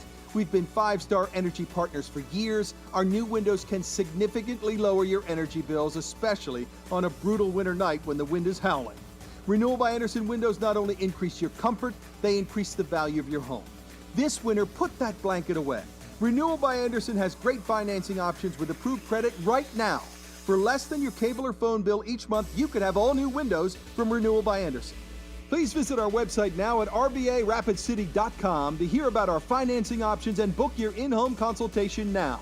And put that blanket away this winter with Renewal by Andersen.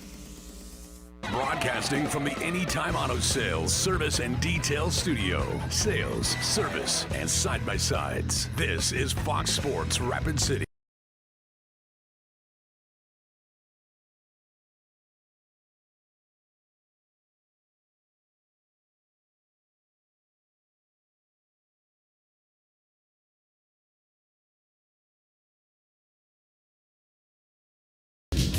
All right, welcome back in. Thanks for being a part of the program, as always.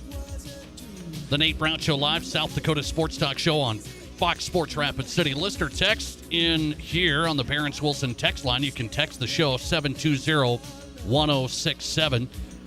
Nate, the TV people need to stop showing that imaginary strike zone, and then all this would go away. Meaning people complaining about the ball strikes.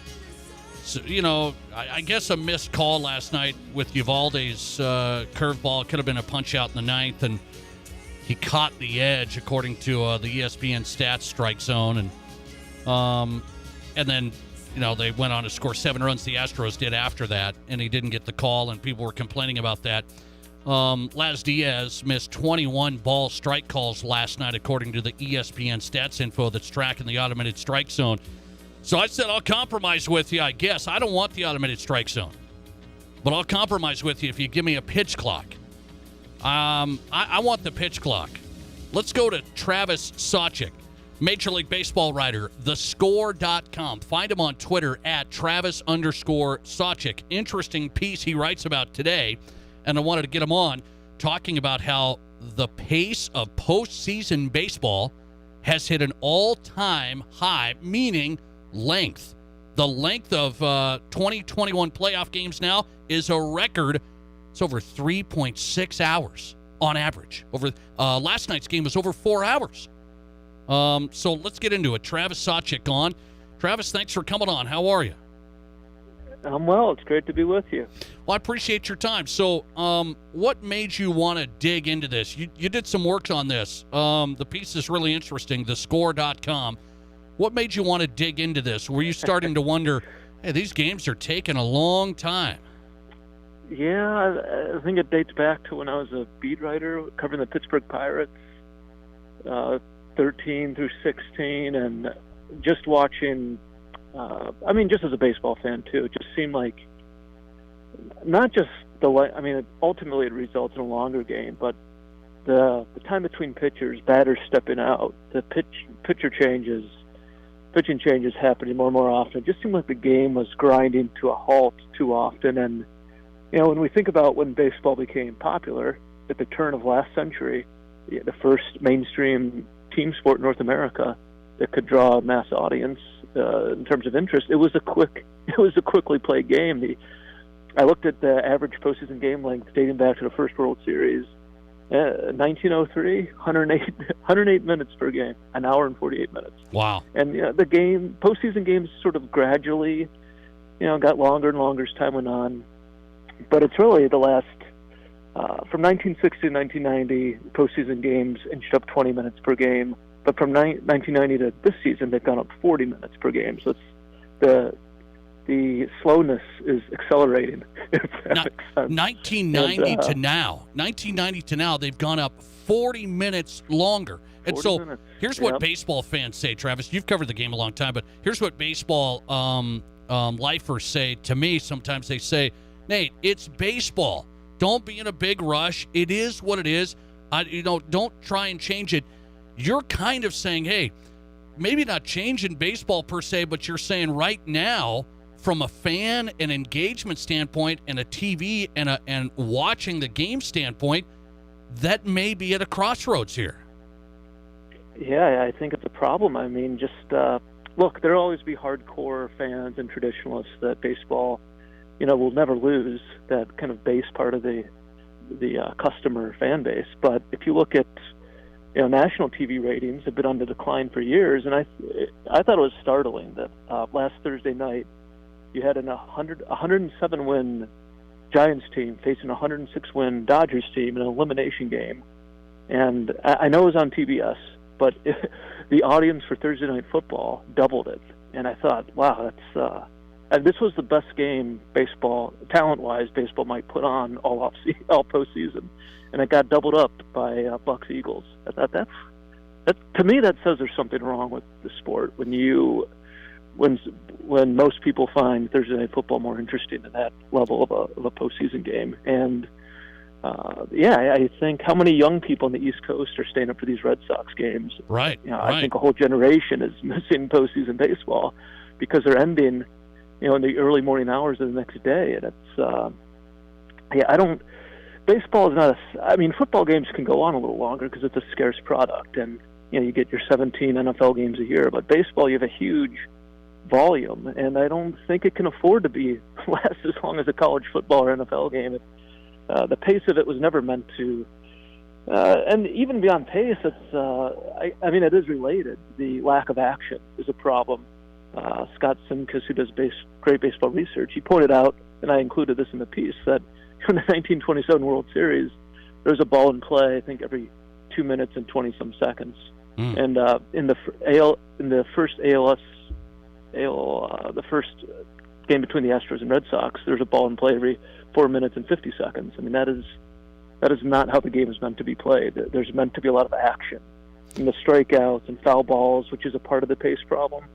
Not only is it guys stepping out of the box, which they were not doing in the 60s, 70s, 80s.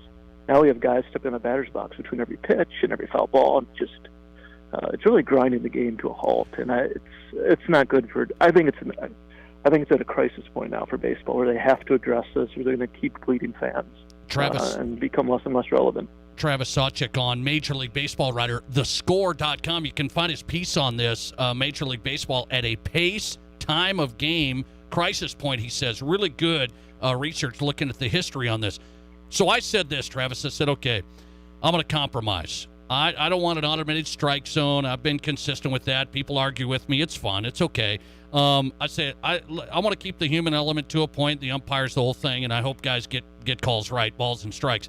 But give me the pitch clock now. I've always wanted it. I think it's a sense of urgency. Would you be on board? Is that going to be too hard to get into this? Well, they're already experimenting with it at some levels of the minor leagues, and I think we're headed that way. You do? I think players are going to let this go? Eventually. I think they're going to be presented with, ultimately, do you want to have a greater paycheck? And I think the argument will be made that look at our TV ratings, look at declining attendance in some cities. We need to, make a more compelling product. So we'll see. I mean, there could very well be player resistance, but I think at some point, I think there might be another effort to keep batters in the box between pitches. They tried to do that in 2015, and there was some progress made, and then baseball and the Players Union decided to not fine players, and they kind of dropped it. And when I put a stopwatch on this in 2014, 1 9-inning game between the Pirates and Cardinals, 3-hour and 37-minute game. And every time a batter stepped out, I put a stopwatch on them until they stepped back in. And that game, batters stepped out 190 times with 2 feet. On average, it was a 12.6 second reprieve out of box, and that added up to 39 minutes of dead time. Wow! In the game. So you would think it's small, right? It's small, but it adds up. It adds up. It adds up. I mean, 12 seconds every time. They adjust the batting gloves, take a practice swing. That adds up over the course of 3+ hours. And by the way, you maybe didn't even take off the pitcher steps off, the mound visits. Right, I didn't even go into that. Yep. Right. So that adds more, and people are doing that more. So I'll ask you, what's easier to get in? New CBA is going to be happening. It's going to be a struggle. I know there's a lot to it, but December here. What's easier to get in? Just give me your take. I don't know if any of it gets in. Automated strike zone or a pitch clock? I think the pitch clock might be a little trickier because pitchers are going to worry about what it means for their health. Like if I'm forced to rush, am I going to blow out my elbow one time? That sort of thing. But the players, I know in like the Arizona Fall League, players do not like the automated strike zone either. Right. Because of they're accustomed to certain pitches being called a certain way. But at one point basketball was in a bad place, and they had to adopt a shot clock. Why should baseball be any different? Like I think baseball needs, and the players, owners, everyone needs to stop looking at the current rules as sort of sacred, and they need to be relevant because almost every other sport has more action, is faster paced. In a society that is not going to, I think patience levels are probably at all-time lows thanks to modern technology and other things. So I think. Go ahead. One more on this. Travis Sawchik on great piece, thescore.com, Major League Baseball writer. Good to have him on the Nate Brown Show, Fox Sports Rapid City. Follow him on Twitter at Travis_Sawchik. When games take longer, Rob Manfred even admitted this. He was talking to Adam Silver, NBA commissioner. Hey, with all this betting going on, you can have live bets, more revenue. Is there a truth to that? Hey, we don't really want to speed up this game. We want our betting partners and everything to do well.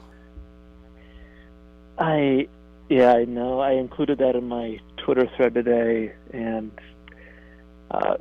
maybe you should be a little concerned that a rival commissioner doesn't want you to know your pace is fine. Yeah, right, right. Major League Baseball game's twice as long as an NBA game. I mean, almost. Yeah.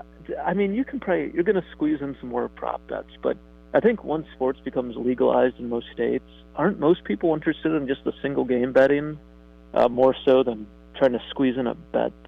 I think you're only appealing to really a small audience that's that interested in making those sorts of bets. And I think that's really short-sighted. I think pace is one of baseball's largest issues, and if gambling is the only reason you don't want to speed the game up, I think I just think that's the wrong way to go about this. I think the pace has to be hastened. I mean, where are we going with this? Game 1 in the ALCS was 4 hours 7 minutes. Game 2, 4 hours 8 minutes. Last night's game, 4 hours 4 minutes. That's ridiculous. They have to do, and they're all 9-inning games. So that's not how the sport should be played. Last one, Travis Sawchik on. His piece is up there. He looks at baseball postseason games, the longest they've ever been, thescore.com. One more quick one here, and I don't have on my tinfoil hat. Not going to accuse anybody of anything, but I'm looking at this. I'm saying, and I know the Red Sox are down again here. They got beat last night, only scored 2, and they're down right now 7-1. But I'm going to say this. Red Sox postseason now, hitting. Set a record for home runs in a postseason. Record for OPS, on base plus slugging there. Record for grand slams in one series. What should we think of that? Just a great postseason for the Red Sox? They have they have a great lineup of hitters. Tim Hires is a great hitting coach, and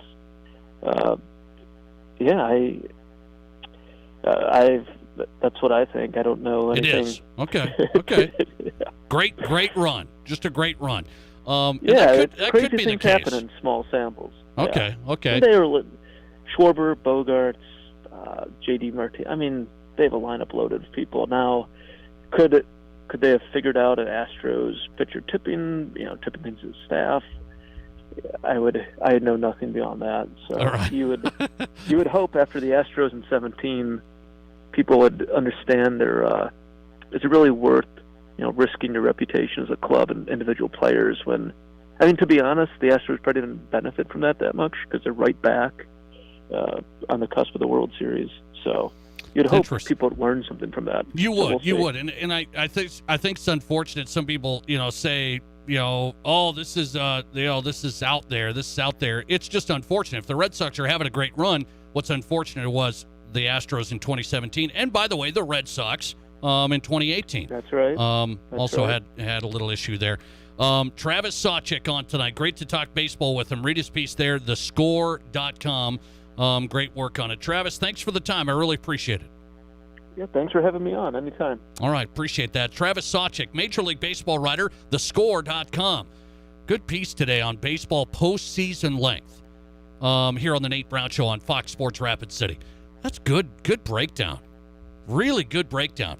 By the way, the conspiracy theorists are out there. They are out there. You know how I know that? When it comes to the Red Sox, I mean, people think, "Oh, you're the one. You're the one talking about this."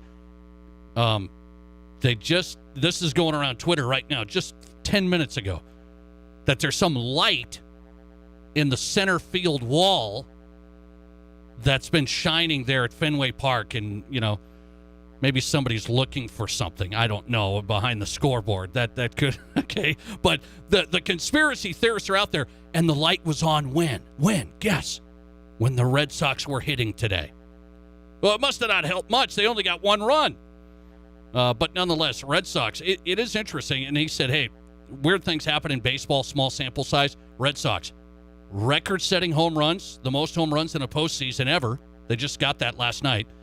Record OPS, on base plus slugging, record OPS, and the most grand slams ever in a series, which they've hit 3 against the Astros. They have since cooled off. So really, really, really tough to say, oh, it's Alex Cora, he's doing it again. Well, I'm not saying that. You just think it back through. Alex Cora involved at Houston. Alex Cora goes to the Red Sox in 2018. They win again. There was a little snafu with the instant replay guy. And the conspiracy theorists are out there. Now people are tweeting this light. Producer of the Nate Brown Show, Matt Kearney, showed me that just now. They're tweeting. By the way, Ben Verlander, right? Ben Verlander, who we've had on the show a lot, Fox Sports Major League Baseball analyst, said, hey, there's a light out in center field wall in Fenway when the Red Sox are up. What's going on here? And I said, somebody dropped their popcorn and they're picking it up. Okay, they're looking for it. It's a cell phone light. That's all. Yeah, we're okay. We're okay. All right. Listener text coming in. Hitters cause the delays directly and indirectly, plus in playoffs commercials. Yeah, but that's interesting. There are commercials now. We know that, but really it's natural commercial breaks, meaning inning over, commercial breaks, half inning, commercial breaks, for the most part. You have some pitching changes, you get a few more in there. That adds to it. But what tells me is this, from the 90s to now, and that's kind of modern baseball, so to speak, the 90s to now, the game's gotten 40 minutes longer every game. 40 minutes longer. That's significant. I'm in on the pitch clock. So are you. Listener text here. Nate, I would love to see a pitch clock. This is going to be a CBA issue in December. It's ridiculous. Altuve steps out, puts his gloves on every time he swings the bat. And that's the type of stuff Travis Sawchik was talking about. I want the pitch clock. I think it would help a lot. I think it would help a lot. 4-hour games, and he made a good point. We're here in the Mountain Time Zone. I'm watching it, right? And I think you're watching it. It gets over just after 10. But that's past midnight. So I'm a 12-year-old big Red Sox fan, and I'm staying up till midnight and going to school? Well, I don't think so. That's interesting when it comes to the generations. Coming right back with Michael Scott. Let's talk Rapid City rivalry. I'm convinced that Rapid City football can get things cranking. I think Stevens had it cranking early. Competed against Brandon Valley, beat Roosevelt.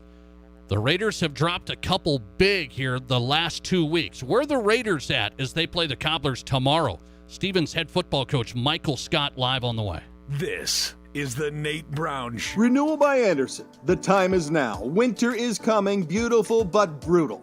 You don't have to live through another winter with drafty windows and high heating bills. At Renewal by Andersen, we have great financing options with approved credit right now.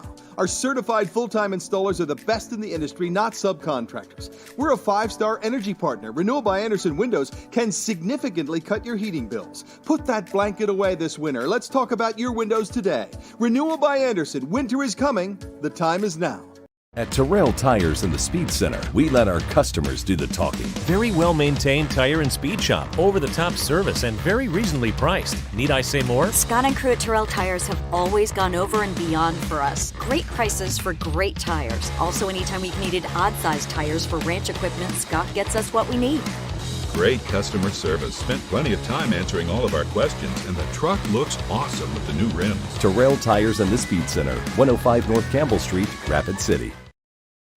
First Gold Gaming Resort offers the best concert packages to every show at Deadwood Mountain Grand, including one night's lodging at First Gold, a pair of prime seats to the show, 2 breakfast entrees the following morning in our Horseshoe Restaurant, $40 in promo play, and transportation to and from First Gold and Deadwood Mountain Grand. Book your concert package now for Tearball, Three Dog Night, Williams and Ree, or Theory of a Dead Man by calling 800-274-1876. Black Hills Community Bank wants you to know that now may be the best time to refinance, purchase, or even build a brand new home. With rates this low, Black Hills Community Bank is well positioned to be your local partner. They are your home loans bank with local originators, underwriting, processing, and closings. They challenge themselves to close every loan on time. This may be the time to think about home ownership or refinancing with Black Hills Community Bank in Rapid City and Spearfish. Online at bhcbank.com. Member FDIC. Equal housing lender. Collins Siding has been the region's premier window siding door and gutter installation specialist since 1974. They use only the highest quality materials and never compromise on their workmanship. Collins Siding is licensed, bonded, and their estimates always include labor, materials, and applicable permits and taxes. Collins Siding has been providing top quality service and exceeding high standards for over 45 years, and you can find out how by visiting them at 2016 Cherry Avenue. Collins Siding, 2016 Cherry Avenue, Rapid City. There can be no doubt, losing a loved one is always difficult. At O. Simon Schmidt Funeral Home, we strive to meet your emotional needs with compassion, kindness, and understanding. The caring staff at O. Simon Schmidt Funeral Home recognizes the importance of celebrating a life that was lived with dignity, respect, and professionalism, serving local families in their special time of need for generations. O. Simon Schmidt Funeral Home, Rapid City. Phone 343-0077 or visit osimschmidt.com. Broadcasting from the Anytime Auto Sales, Service, and Detail Studio. Sales, service, and side-by-sides. This is Fox Sports Rapid City.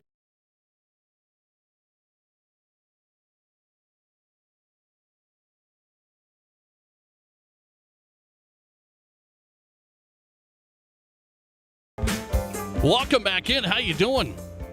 Hope you've had a great day. Thanks for spending some time with us. The Nate Brown Show is South Dakota's sports talk show. From the local sports news to the national sports news makers, all here 4 to 6 on Fox Sports Rapid City. If you can't catch us live, the podcast always there. The Nate Brown Show podcast. Listen when you can at your own convenience. We put the guest lineup in there when they appear, so it's good stuff. We've had NFL, we've had college football, we've had Major League Baseball. We talked to the new Rapid City indoor football coach, the Rapid City Marshals, that new indoor team that start in the spring 2022. Dante Dudley, he joined us as well. The Nate Brown Show podcast. If you can't listen live all the time, yes, I know my wife doesn't even do that. I mean, it's tough. You got a life to live. Catch the podcast. We're out there where you download your podcast, the Nate Brown Show podcast. We're live tonight with Michael Scott. He's the Rapid City Stevens head football coach, and we have the Rapid City rivalry tomorrow. I had Coach Cruz on last night. I said, man, this game usually, and it's easy to say, it's cliche, throw the records out. I've seen this game year after year after year. You can really do that. You can really do that. Cobblers have struggled in the win column. They feel pretty good where they're at. Some younger guys stepping into some pretty prominent roles. Stevens now early on getting after it. Beat Sioux Falls, Roosevelt. Some quality games in there. Last couple of weeks, some tough ones. Got beat by O'Gorman on the road. Got beat by Washington last week. Where are the Raiders at getting ready for tomorrow? Michael Scott's in tonight. Coach, thanks for the time. How are you? I'm great, Nate. Thank you for having me on, sir. Okay, let me ask you, where do you think your guys are at? I was at the game last week, and there was a few plays here or there early that went their way, and then things really snowballed. Some turnovers, and you're playing from behind. Where do you think your team's at right now compared to some of the games prior? You know, I think, Nate, we had a really good week of football practice. And I think we're just, again, getting back to the Raiders that we were at the midpoint or the beginning of the season. You know, again, yeah, you can say there are a couple of bad breaks here and there, but what it boils down to as a whole, we have to execute, and that's on all aspects of the game. From a coaching standpoint, we have to be on point with our calls and the things that we're doing. And our players, they have to be able to take the plays and go out and execute to the best of their abilities. If we do that, I think we will be victorious. I do feel really, really good about the week of practice that we had. The boys were really focused. They were out giving it 100%, and that's what I said. And something that you said that really resonated with me was like the records. You can throw those records out the window anytime you have this game. I think both teams, it's a crosstown rival. They're going to come into this game fired up, and the Raiders, I can tell you, our boys are pretty fired up for this game as well. How would you evaluate your offense, Coach? You work at it hard. You call the plays. You got a lot of plays. You really have a broad offense. How would you evaluate it from, hey, are we good in the balance, pass to run? You got Uriah Glenn back there. He's a game breaker. Jensen's been able to toss it around to some speed guys through the air. Are you balanced? Do you like where your offense is at? I do, Nate. I really like the guys that we have. We have some very talented football players out there at the skill position. It's just unfortunately for the last couple of weeks, anytime you get down by X amount of points, you now have to try to play catch up or to get yourself back in the game. And unfortunately, when you're down by more than, 1 or 2 touchdowns, you have to throw the football. And, sometimes it's unfortunate when that happens because that takes away one of our key players. And, Uriah, he's dynamic. He's a great running back. But, again, when we're down and, or when we have penalties, and, that's been a difference maker for us. We seem to always shoot ourselves in the foot when we've had some really big plays. One that comes to mind, had a big screen play against Washington where Uriah picks up about 30, 40 yards, and, it's called back because of a, block in the back. So we just have to be more disciplined while out on the football field, and most importantly, from an offensive standpoint, we have to make sure that we are executing and taking advantage of the opportunities that we were getting out there. Our defense earlier in that game, they had a couple of key stops, which is really nice, and we were unable to execute.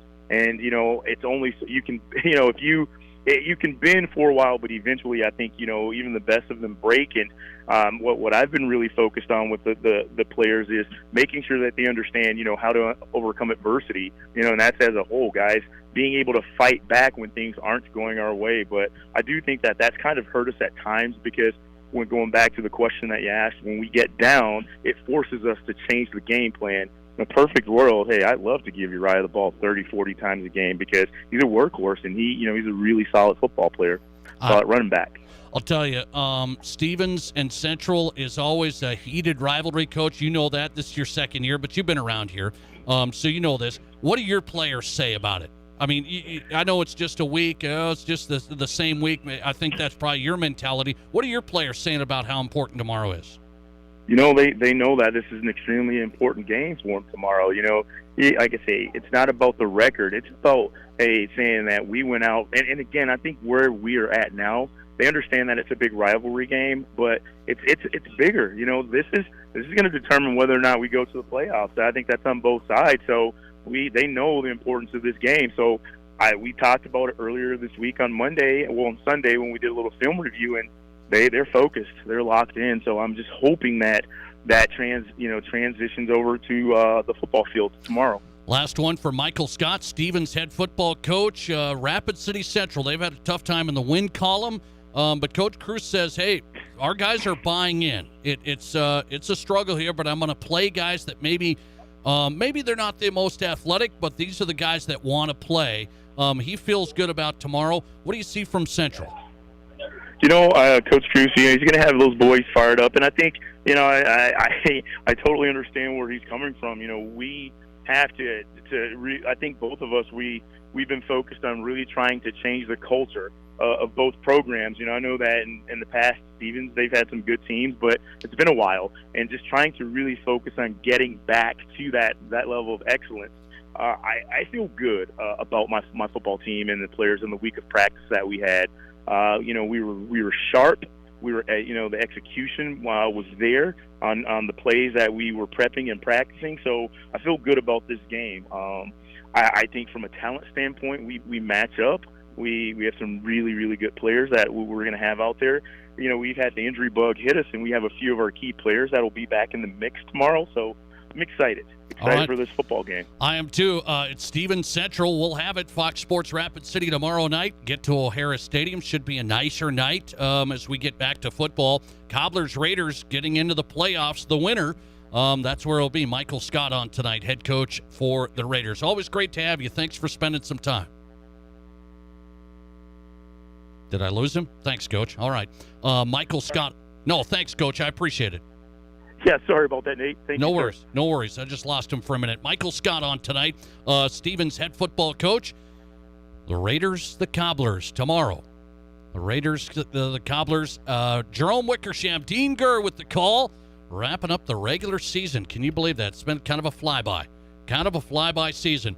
We're going to go flyby who's hot and who's not tonight. We got to do it. It's brought to you by the Pizza Ranch. Who's hot and who's not?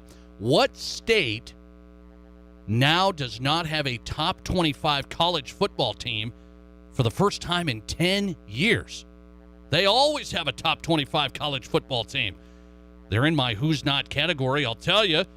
And in my who's hot, a high school basketball star picks what he wants to do.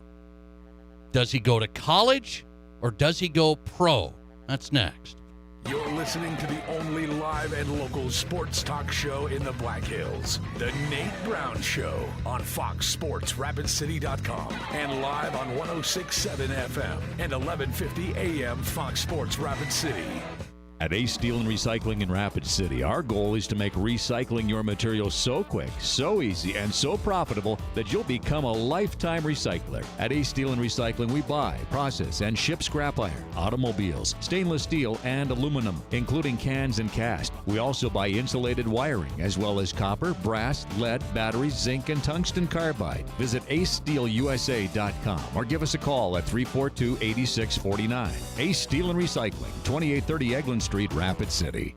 Here at Pizza Ranch, we owe a debt of gratitude to our Swedish friends for bringing the buffet to America in 1939. Unfortunately, they called it the smorgasbord, which is, let's just say, a unique word. But we liked the idea so much, we started our own buffet and loaded it up with pizza, chicken, sides, salads, and our one-of-a-kind cactus bread. And then we made it even better by letting you request the pizza you want on the buffet every time you visit. We call it Buffet Your Way, because smorgasbord your way, well, that doesn't rhyme at all. Pizza Ranch. Broadcasting from the Anytime Auto Sales, Service, and Detail Studio. Sales, service, and side-by-sides. This is Fox Sports Rapid.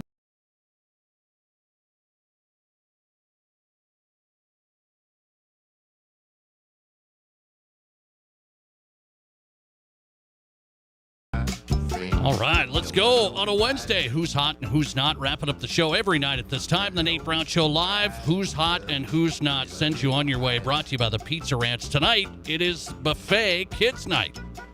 One child 12 and under eats free for every regular priced adult. Wednesdays, the Pizza Ranch Buffet open till 8 tonight. It's dinner time, right? Get to the Pizza Ranch, 2 locations in Rapid City. Who's hot category? I want to hand it off to this high school basketball star, a 5-star prospect, Simeon Wilcher. Okay, a 5-star prospect. Everybody and their mother is after Simeon Wilcher, this high school basketball star. He's been offered 6 figures to go play in this new league, Overtime Elite. That's the Atlanta-based league, right? They're offering these high school kids $100,000 or more to come and play, and you get to just play basketball, and you do a few things on the side, and it gets you ready for the NBA. So they've offered him 6 figures to come and play Overtime Elite. What did Simeon Wilcher do, the high school basketball star, today? He's going college. He's going college. Everybody say, hey, all these guys are going to bag college. College basketball's in big trouble. I think college basketball is going to be fine. I love the choice, okay? It's easy to say, right? Well, money will be there. But that's what he said. He said, the money's going to be there. I'm going to go and learn, develop from Hubert Davis at North Carolina. And this is a Duke fan telling you this. I'm a Dookie, but I still like his choice. Simeon Wilcher says, no to the money. The money will be there. He said, I'm going to go college. I'm going to go North Carolina. I'm a college basketball fan. I like the choice. Going the college side. I hope more kids make that choice.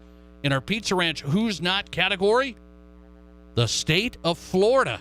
Why? In the sports category tonight, for the first time in 10 years, 2011, the state of Florida does not have a top 25 college football program. Now that's saying something. Florida, Florida State, Miami, UCF. I mean, the list goes on, but those are the powers. For the first time since 2011, no top 25 team in the state of Florida. How does that happen? Florida's the hotbed. We're back tomorrow on a Thursday, and it's football night tomorrow. Central Stevens, it'll be a busy show. We'll see you here at 4 on the Nate Brown.